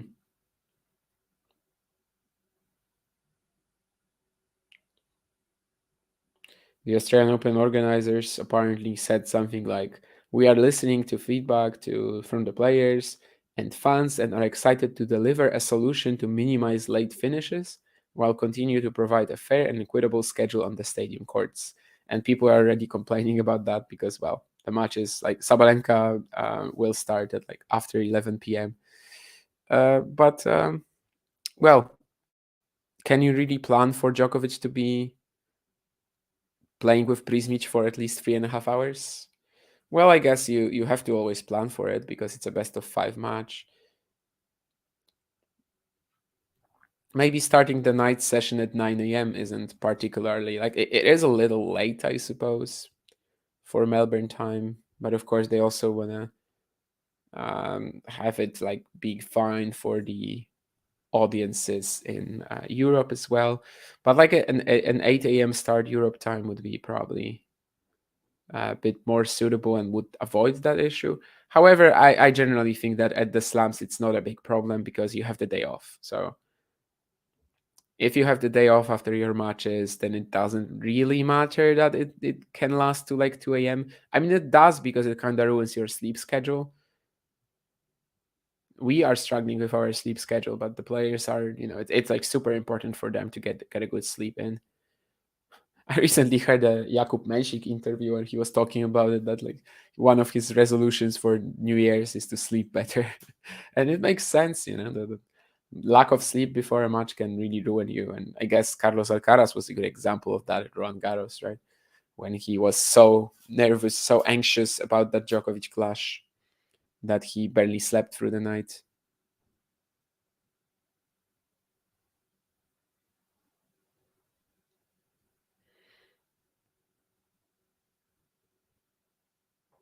Is this his first Grand Slam?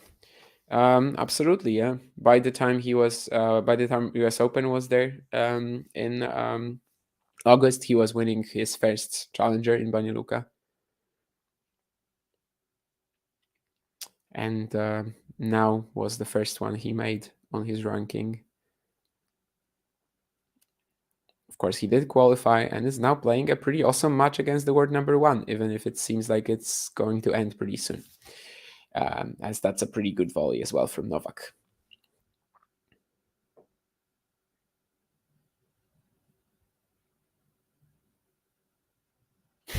Yeah, we can just blame it all on how good Dino is. Yeah, I think so. Are they gonna put Sabas match on another court?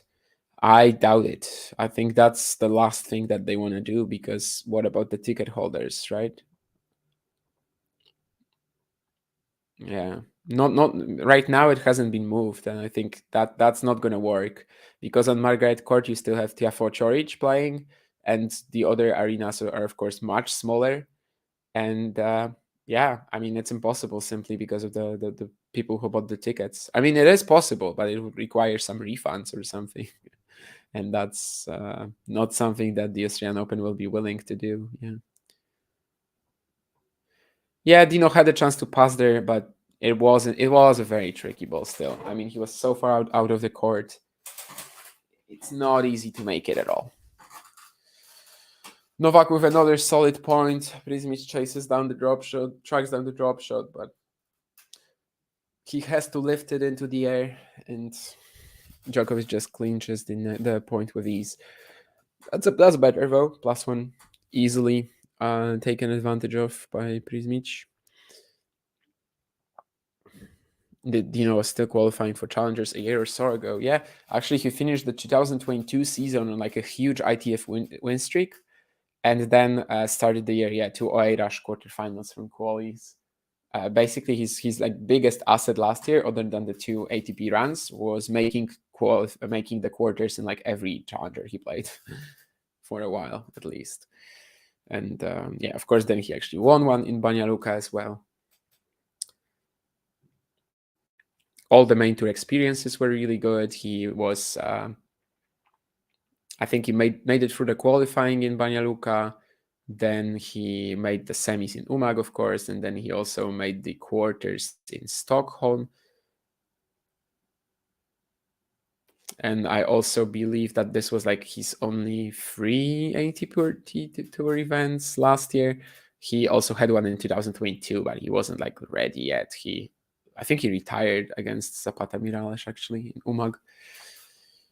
But yeah, this rise basically all started like second half of 2022. From probably ranked in like 700s, 800s, he jumped to the top 200 in about a year, I would say.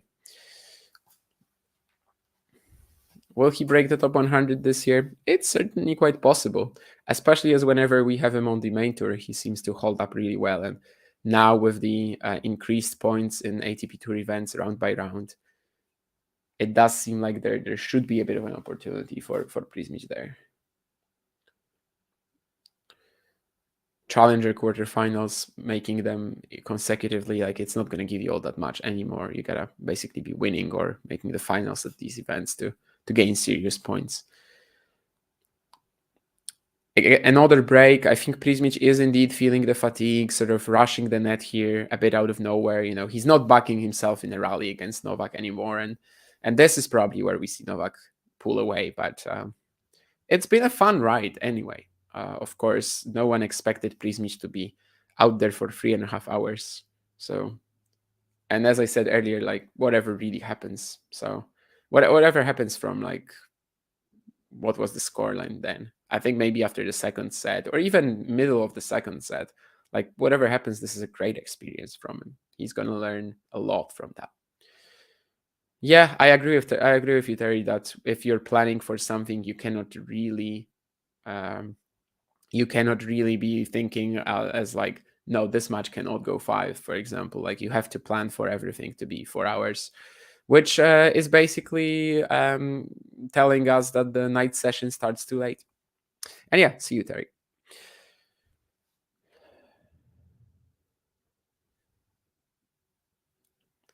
This match for some time has reminded me of the Djokovic versus Brooksby encounter in New York. Yeah, that's better than the Rune one. The comparison I was sort of making, if Djokovic just easily pulled away after the first 2 sets. I know the scoreline is going to look like he did a little bit, 6-2, 6-7, 6-3, and probably a bagel. It's probably going to look like he did pull away, but he actually didn't, right? 71 minutes for 9 games in that third set. Prismic was right there with him.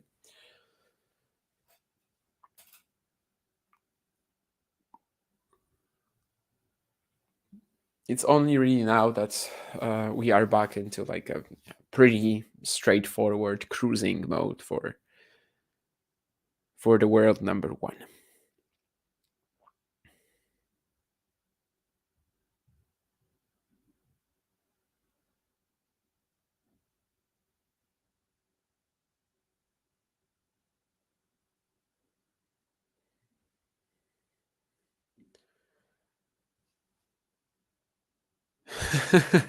And even Novak is laughing. That's a very easy volley miss.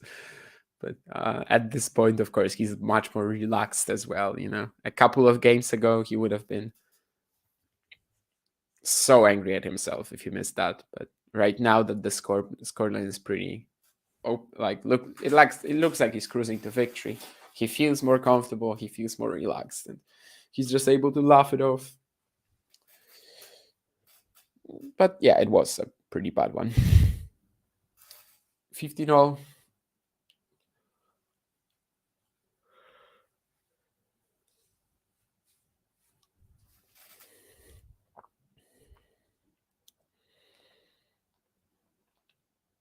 Well, we might not get to the 3 hour 30 minute mark if it's a bagel, I guess. Although it would be like right on time, more or less.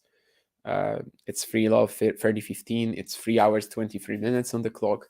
But anyway, it will be like at least almost 3.5 hours. And if Prismic is able to fight for the next three games, then maybe it can exceed that time limit as well. Or if he wins one especially, then yes.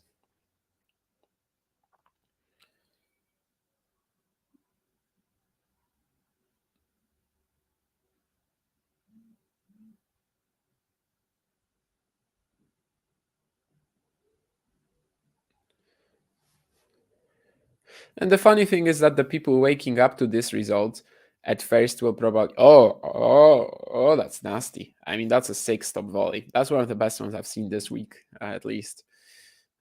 Martin Dam yesterday, I rush hit this ridiculous one, probably better, but yeah, the stop volley from Djokovic here, pretty absurd.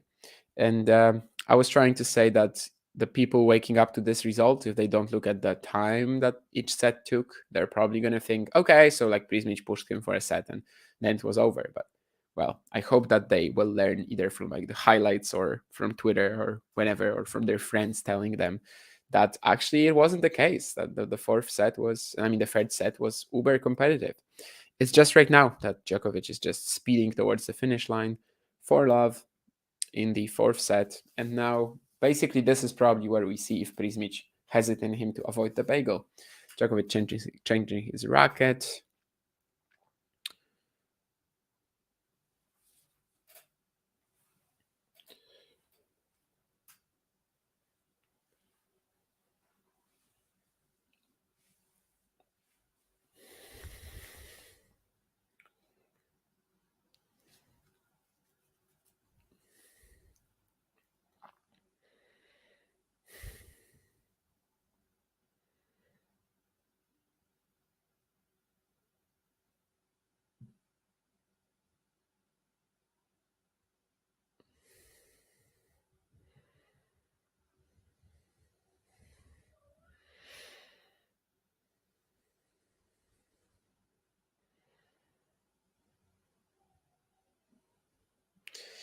No,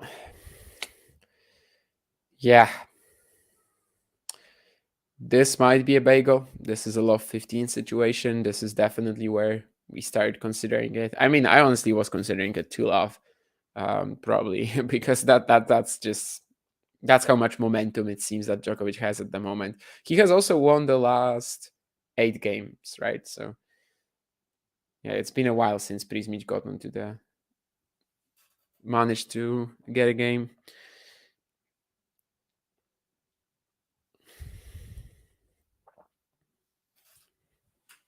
But maybe just maybe he gets a 3 point on serve now.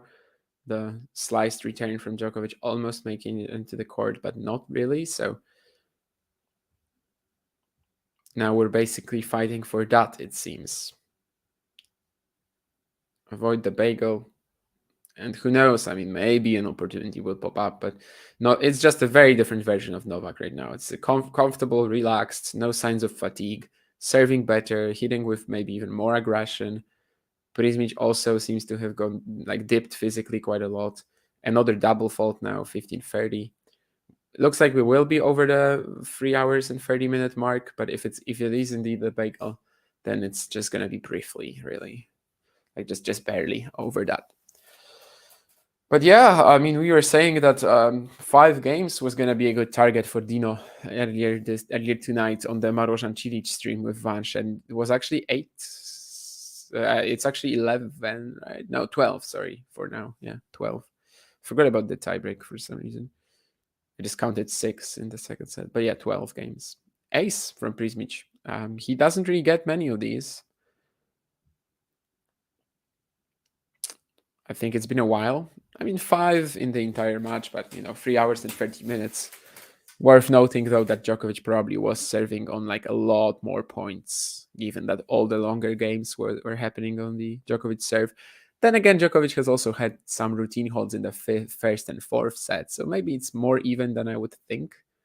I believe that's a return that's gonna go in. Yeah, Prismic let this go, but yeah, it's a breakpoint Djokovic.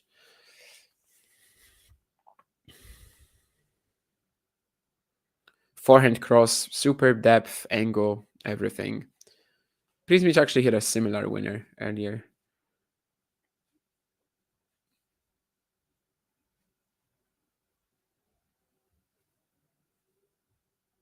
Andre having some fun as well. And that's another ace from Prismic. So 2 in the game already. And actually, he's won 3 points without Djokovic returning into the court. Like one of them was just Djokovic barely missing it. 2 aces as well. So he's really suddenly serve botting to keep himself from eating the bagel, I suppose. Although, will it be enough? We shall see. Both aces also the same serve, the out wide serve that he's been hitting all the time, actually. And that's another ace, like the same direction, just different side of the court, though. But it's clear that the serve out wide is the one with the ace rate, with the ace potential for Prismic, with probably the 3-point potential as well. Usually he doesn't find that spots down the tee too well.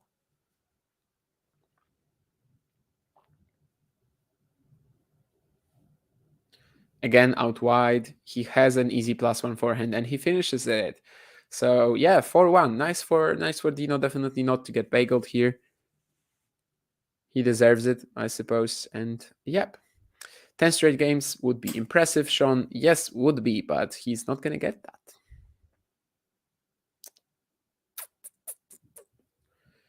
Let's see what happens here. The fuel tank is looking lower. Yeah, I saw that. Novak having fun now that he's in control. Yeah, exactly. Yes, going just by the scoreline, you might think it's another Enzo Quaco. Yeah, exactly. I agree. Yeah, just by the scoreline, it looks like Enzo Quaco, but it's not. It's not at all. Yeah, that's top volumes of the chain. Novak doesn't tend to bagel people. He's not ruthless like that. Well, he had a point here where he could have broken Prismic, but of course it was an ace from the 18-year-old. Dino's serve is wobbling. Not sure he can avoid it at this point. Will return, huh? 10 straight games would be impressive. Yep, Dino's serve was wobbling, but actually he managed to save himself. Who is the guy Andre was chatting to? Former US player was tied with Isner and guy that a few years ago rumored to have ambition to run ATP. Can't remember his damn name. I actually don't know. I saw that guy and I was also like, I know him, but I'm not sure if I actually do, to be honest with you. But yeah, like I was like, okay, I know this face, but I couldn't place it either.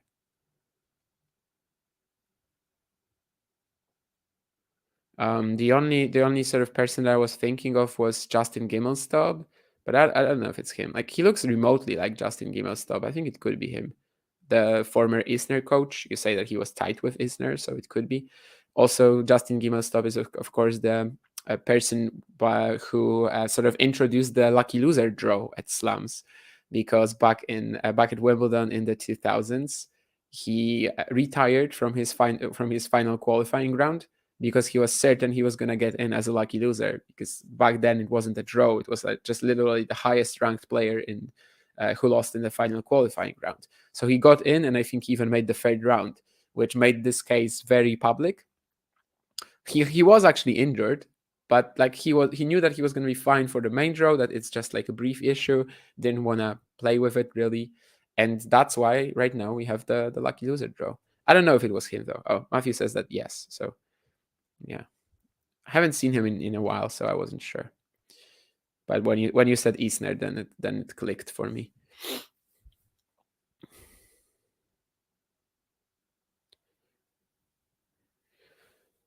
That's the sort of return that Prismic wanted to get in. I think, what was the game?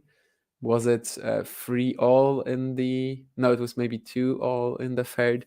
There was this one game where he was missing makeable returns on second serve of Djokovic, and he tried to have this one loopy forehand return on the baseline, basically. And this is how it works when it clicks. Yeah, this is how it works when it works out at that point. And it actually did give Novak plenty of trouble. Of course, by now it might all be in vain. It might all be too late, but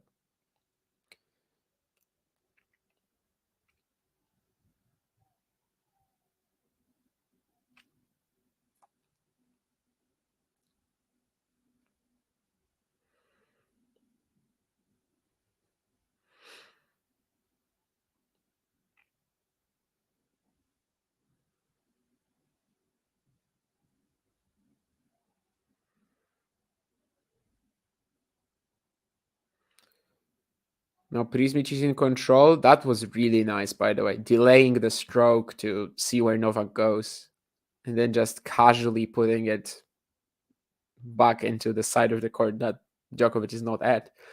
Absolutely lovely. And of course, this isn't a very natural play for him, like that sort of inside in, inside out combination of the forehand. But he did wait out Novak beautifully here. This is a real, like, smart move, especially when you're not too confident in that forehand kill, because usually the players who don't do it at all, like don't even think about doing it at all, are the ones who just know that they will blast the ball hard enough that the opponent is unlikely to get it back, or if he is, then it's just going to be a put away for them.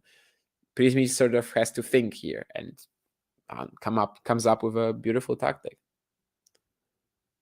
You could literally see the moment when he just takes the ball a lot later than he usually would, and just sees where Djokovic will go.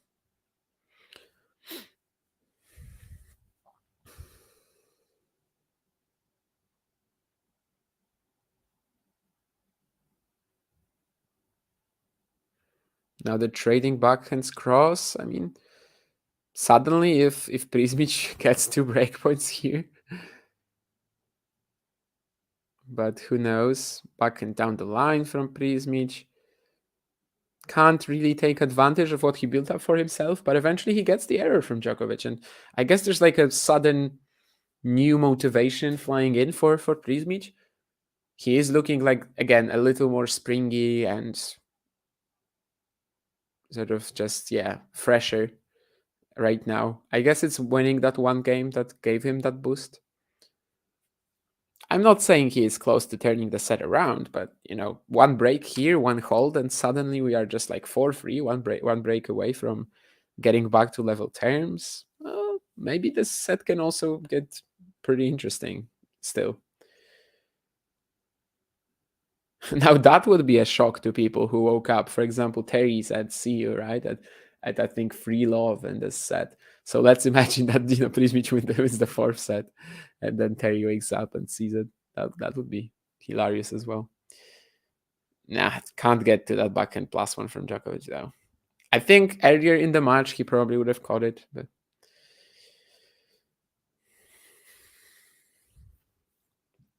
not quite the same energy anymore.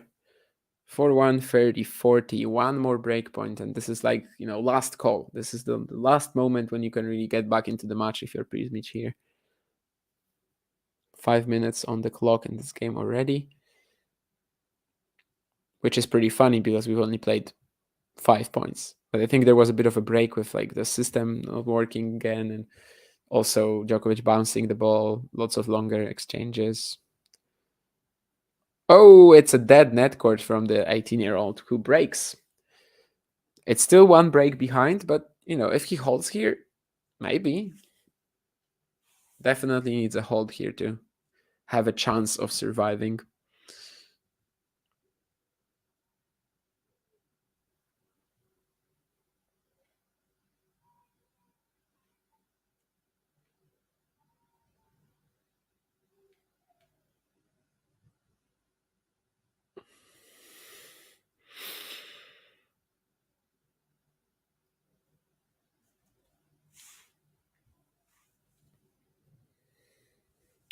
How about that Kubler-Galan 5th set? I wasn't watching it. Oh, 6-5 Galan. So now Kubler will have to serve to stay in the match, which does make this set looking very, very well. That does make this game for Kubler looking quite tricky. There was no match point though. Kubler led 4-2, then had 3 breakpoints at 4-2. So basically could have ended the match right there.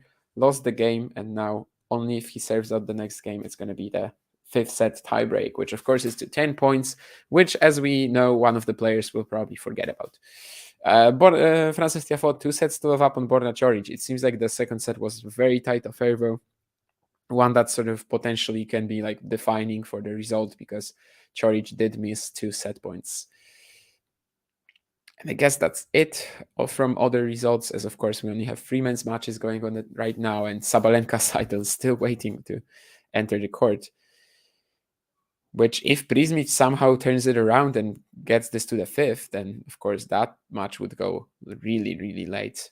I don't know if the organizers would be still okay with it, but I guess they were okay with starting like Mare Kokinakis at more or less the same time last year.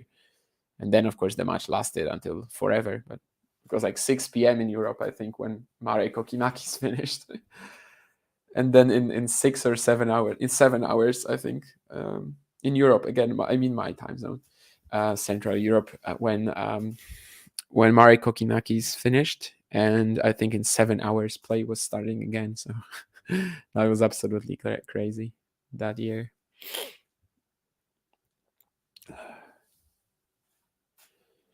Now the big question, of course, is can Prismic hold? So far, he's 30-15 up. Maybe he will start finding these aces out wide again. I like that serve though. That's one that he really has in his bag already. Because of course it's not really a strength of his, the serve, but that one out wide at the right corner of the, like at the very corner of the service box, that one he actually hits pretty sweet.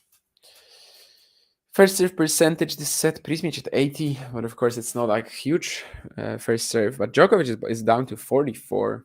I guess it's not a huge sample size yet, but still, it's just 3 games. But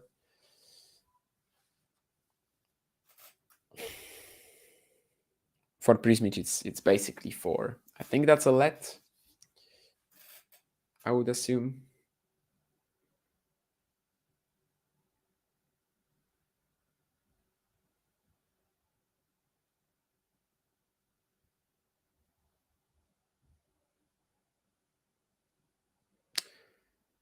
Really? That was very close. But I guess speaking of these serves out wide, he almost found another ace like that, but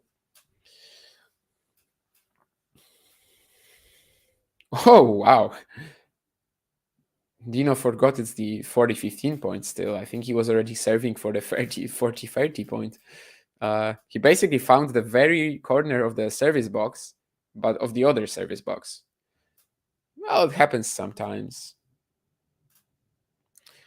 Of course, he's not the first player ever to do that, but might make Twitter or like YouTube. This one was quite far away, really.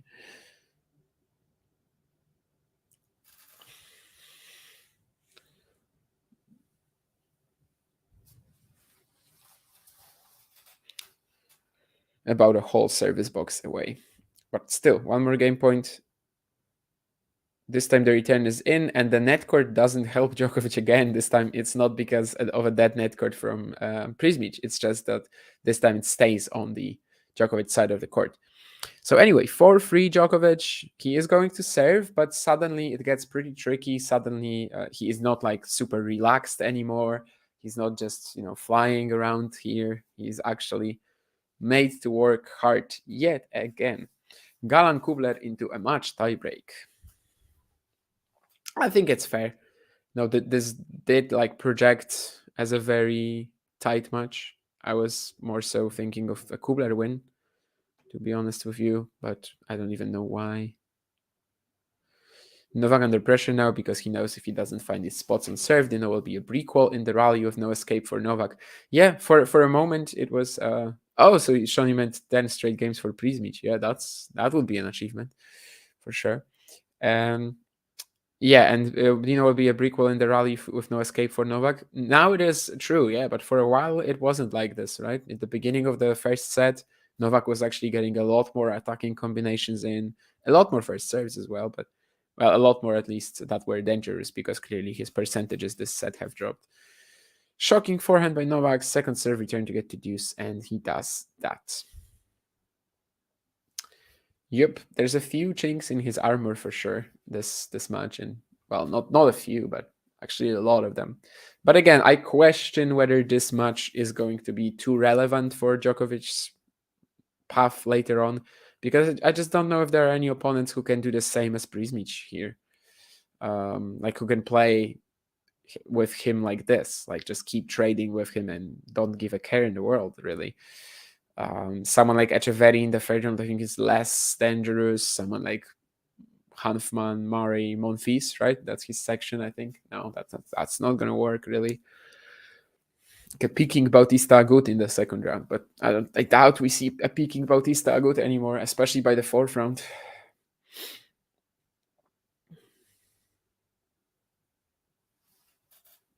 If Bautista Agut does get to the fourth round, then he's going to be a little tired by then, I suppose.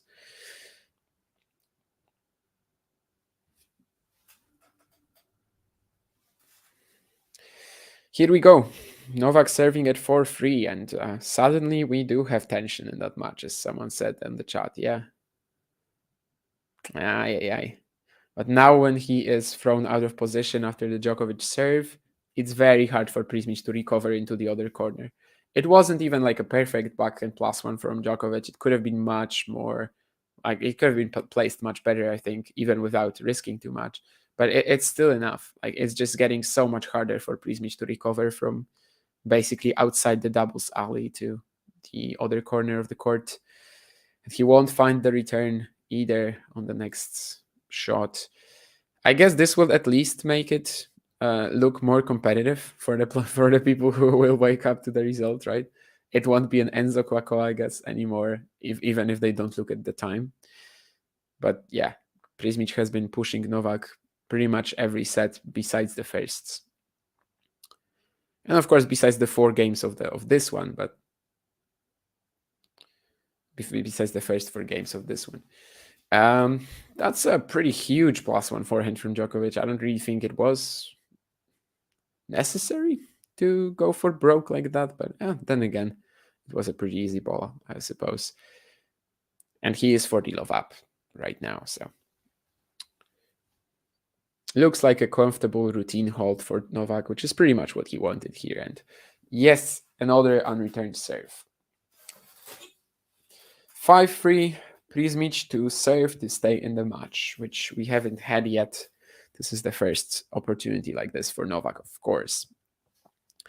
What year did Djokovic serve become such a weapon? I think it was a process, but the most important would probably be 2018, because that's when he came back after the elbow injury and he had like a more compact motion and changed some things in the production of the serve. So I would say 2018 was the biggest change, but it was definitely a process, sort of going back to maybe even his like work in 2013, 12, maybe his work with Boris Becker as well.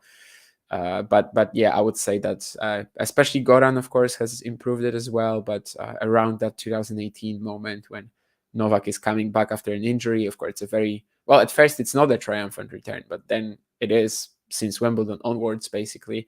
And I think that was when we had changes in the service motion that let him become such a monster and basically an unbeatable player when he's serving well, because being the best baseliner in the world and being one of the top 10, 15 servers should be banned, it shouldn't be allowed.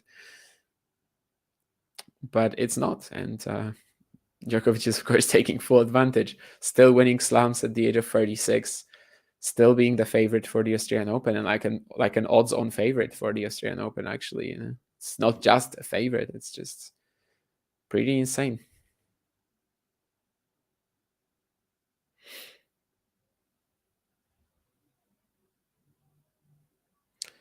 Let's see, though. Novak mixes up the pace with the slice a little bit. Another one. This is a shorter one, but this seemed by design, actually. And if so, that's a really smart shot from Djokovic again. Throws in this semi-drop shot, short slice, and Prismic just, well, he could get to it, but the mix-up, the variety of depth is a little too much for him. Wow. It's the second time Novak hits a shot like this, except on the first one, I wasn't sure if it was actually, meant to be like that. I wish I got a replay of that. I think I could rewind. I'm watching a stream where I can rewind, but I don't remember what the point was right now. And also at that stage, it was like an important moment in the game, so I couldn't redo it right away. Anyway, love 30. 2 points away, Novak Djokovic from claiming his whichever win at the Australian Open. I will actually check that because it's surely like, nearing 100 or above 100 right now, right?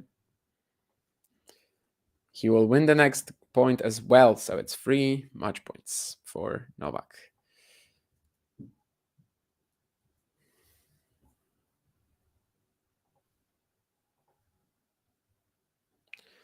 Ninetieth match win at the Australian Open if he claims it.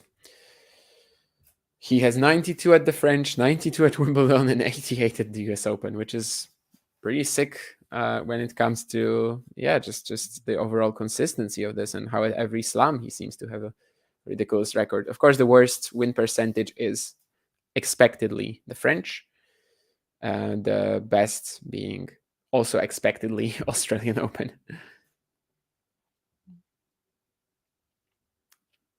And second best, also expectedly, Wimbledon.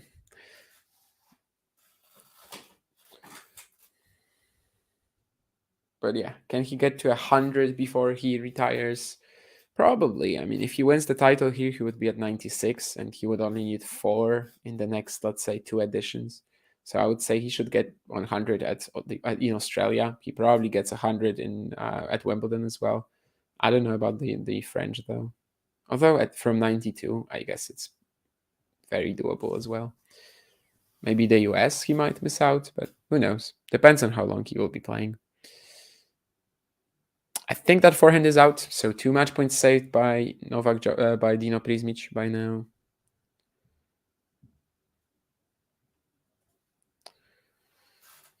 Will Novak play a bit more patiently, I guess, on the third one?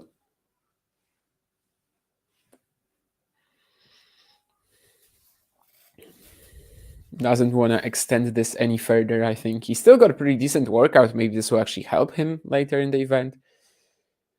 Prepare for this stamina-wise, level-wise as well, mentally, because he really needed to step up. Prismic is starting to stretch his leg, by the way. Left thigh. The one that is taped, but maybe it's not exactly the thigh. I don't know, but he could be starting to feel that, like, cramps might be coming. So it is deuce now, 5-3, 3 match points saved in a row, and I'll guess I'll get back to that. But like, imagine now if people woke up to this result and Prismic saving 3 match points and beating Djokovic. But that we are talking like absolutely historic stuff. Then, of course, recently that actually happened with Sinner, but it was a very different scenario. Best of 3, Davis Cup. But it's going to be 4th match point, Novak Djokovic. Advantage for the word number 1.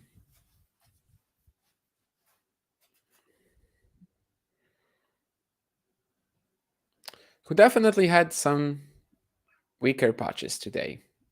I don't know how that reflects on him for the rest of the event. I think it's actually likely that this might be his biggest test until the semis. Of course, I didn't think, I didn't have that in my mind before the match, but now it kind of seems like it. But who knows? I think if anything, this match is probably gonna put some uncertainty in our minds before he plays Sinner, for example, in the semis, or yeah.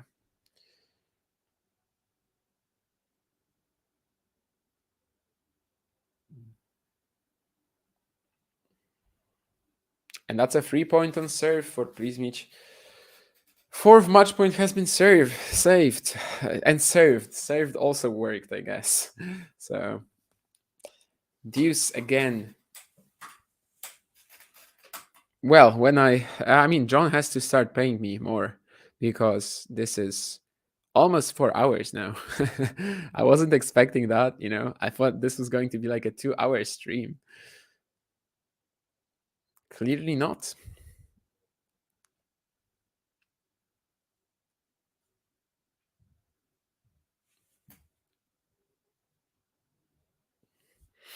And Novak misses the backhand down the line, so it's actually game point Prismic, and he might at least ask the question and see if Novak can serve it out. Goran looking at his watch, sort of like, come on, Novak, I want to go home. I want to eat dinner. I'm hungry. You are supposed to finish this in 2 hours. What are you doing? In fact, I am hungry too, so Novak, if you can speed it up a little bit, that would be cool. Although, I guess, we wouldn't mind a Prismic fifth set. I mean, a fifth set as a whole. I don't mind who wins it, but we wouldn't really mind it. It would be pretty exciting. I guess Novak would still be the overwhelming favorite, as pretty much it's been for the whole duration of the match, with maybe some doubts in the third set. Oof, that second serve is just rolling it in, and Novak whoops it into the middle of the net. 5-4, Djokovic. And now he's gonna serve for the round one win. I wanted to say for the title. I don't know if it's the Sunday messing up with me that I already was thinking about the final, or maybe it's going to be a huge final in the future. Djokovic Prismic at some event, Banja Luka, for example, huh? That would be cool. By blowing all these match points, it is more likely to impact the next game. Better for Novak if it lost the game to 15. Yeah, sure, of course. That's true. Serious question, was that game evident of Novak versus Sinner Davis Cup? I don't know. I guess in this case, it just feels so much less significant because you still believe that Novak is going to win no matter what. Whereas when he was playing Sinner and Sinner was playing like so well as he was in the second half of the year, the post-Buchanan Sinner version, so Beijing and onwards, and you just sort of felt like it's extremely important because if it gets to 5-all, and also it was 4-5 by the way, so it like instantly got to 5-all. Whereas now he still needs to. Djokovic still has the chance to serve it out. So it doesn't feel as important, no. But of course, if Djokovic is going to lose this match somehow, then yeah, I mean, we will be making that comparison, and we will be talking about Djokovic, I guess, losing 2 of his last 4 matches while wasting match points. I don't think it's gonna happen though. And I think the expectations are just very different. Like if he loses these match points against Sinner, you just sort of feel like, okay, so Sinner might have the upper hand because he has all that momentum. Whereas with Prismic here, you still feel like, yeah, Djokovic is probably gonna just finish it either in this game or whatever in 2 games time. I also don't feel like Prismic did all that much to save these match points. Like, I mean, yeah, I guess he played like in the entire match, like he just wouldn't miss. Novak did. And now let's see if he can make it even more interesting in that fourth set. Here's the forehand loopy return again that he was looking for earlier. This time he finds it, and it does let him sort of reset the point instantly. Nice backhand inside out. He is in control, but yeah, it is a limitation of Prismic's game that he has a shot like this, and there's just not much he can do with it. He cannot really convert that into anything. He tries to go for a shorter angle with his forehand, but he nets it. Probably down the line was the optimal play. Maybe even honestly down the middle with some decent pace, but yeah, it's just not something that Prismic feels very comfortable doing. So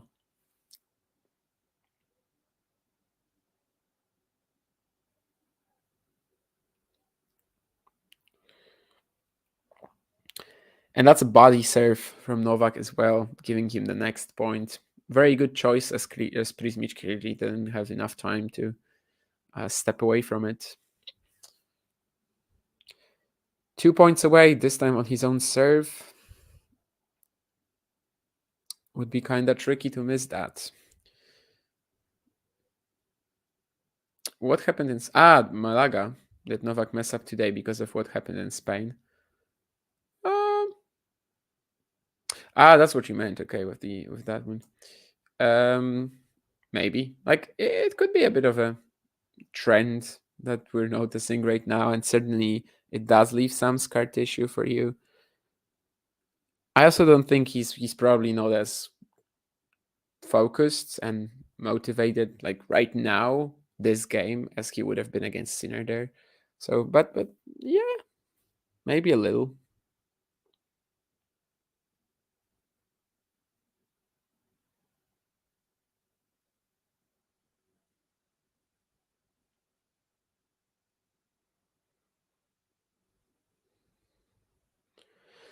3 match points. Dino Prismic can't lob Djokovic here after chasing down the drop pair, and this is 3 match points on serve now. So this is pretty much the biggest chance you can really get. 3 consecutive match points on serve. Only in a tiebreak is it allowed to have more match points in a row, but then you also will just have 3 on your own serve, even if it's 6-love. Anyway, let's see. The return is in from Prismic. He's gonna blast the forehand because why not? And he saves it. He saves the first one.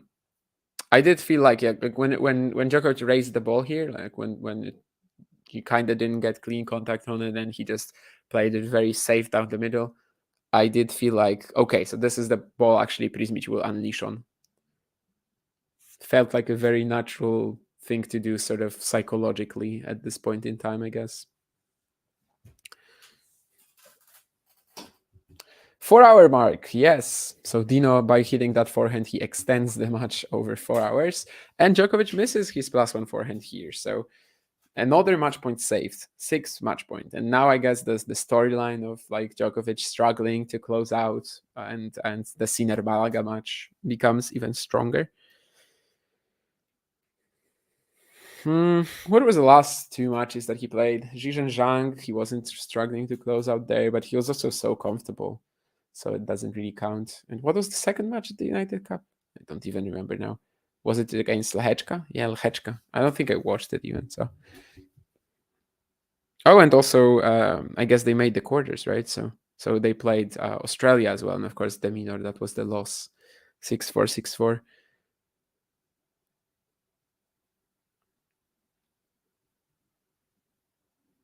Can Prismic save another match point? So far, he's holding up in the rally, but now Novak is really on the offense, and he wins the match as well. Managed to get a short ball, capitalizes on that. Prismic can't get to it. Let's watch the handshake. I guess it will be, full of warm words that Novak will have for Dino. Yeah, it's like a long Novak speech. Obviously, we know that the gracious sort of both loser and winner that Novak is, he will definitely sing Dino's praises, and he will be like talking about it, in a he will be honest about it. Like he won't be just saying, "Yeah, the guy played insane."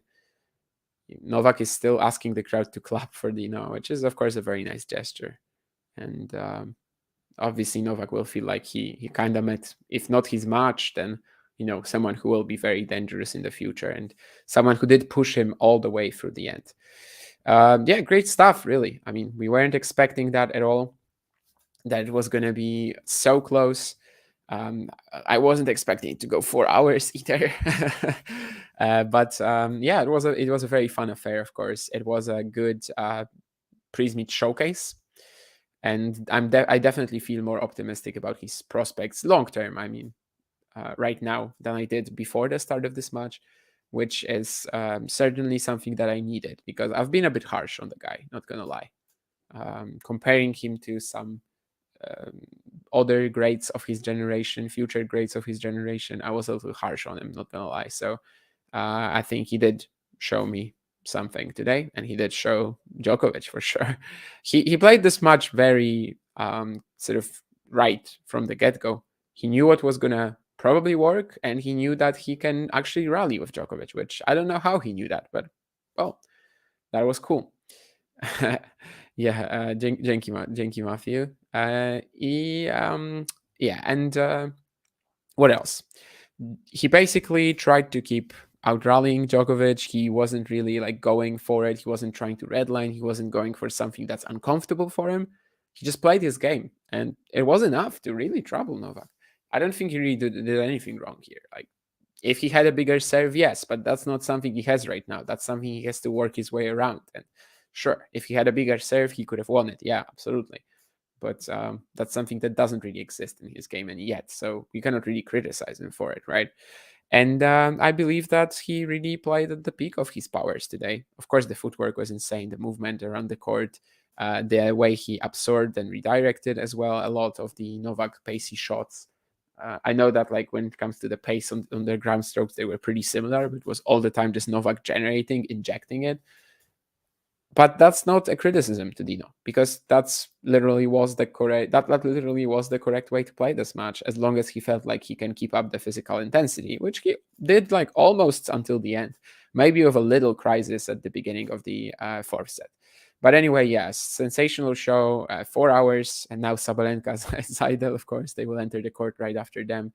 They were made to wait, but well, this was a great match, and I think that certainly it was worth watching, which I didn't expect. I thought that was going to be a bit of a throwaway and maybe a bit of a boring contest. Galan over Kubler, by the way, 10-8 in the match tiebreak.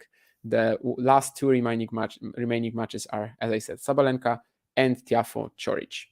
Well, I will catch you on some other watch-alongs. Thank you for your presence, as always. Thank you for all the comments in the chat. And we'll definitely be seeing a lot more of Dino Prismic. If not this year on the ATP Tour stages, maybe this year he sort of focuses on building up his ranking. But in the future, I think this guy is a very, very likely, let's say for now, a top 30 player, and then we'll see. I mean, there's still a lot of development for him to pull off. But this was a really fantastic show and a matchup that he found himself so comfortable with, which is wild. But he did find himself so comfortable with in the Djokovic matchup, the matchup against the world number one. Thank you for the subs. We are trying to get 6K by the end of the Australian Open. I don't know if it's realistic, but I think we gained a few during this stream. Hopefully we'll keep going like this. And yeah, as I said, I'll see you on some other Talking Tennis stuff. Bye.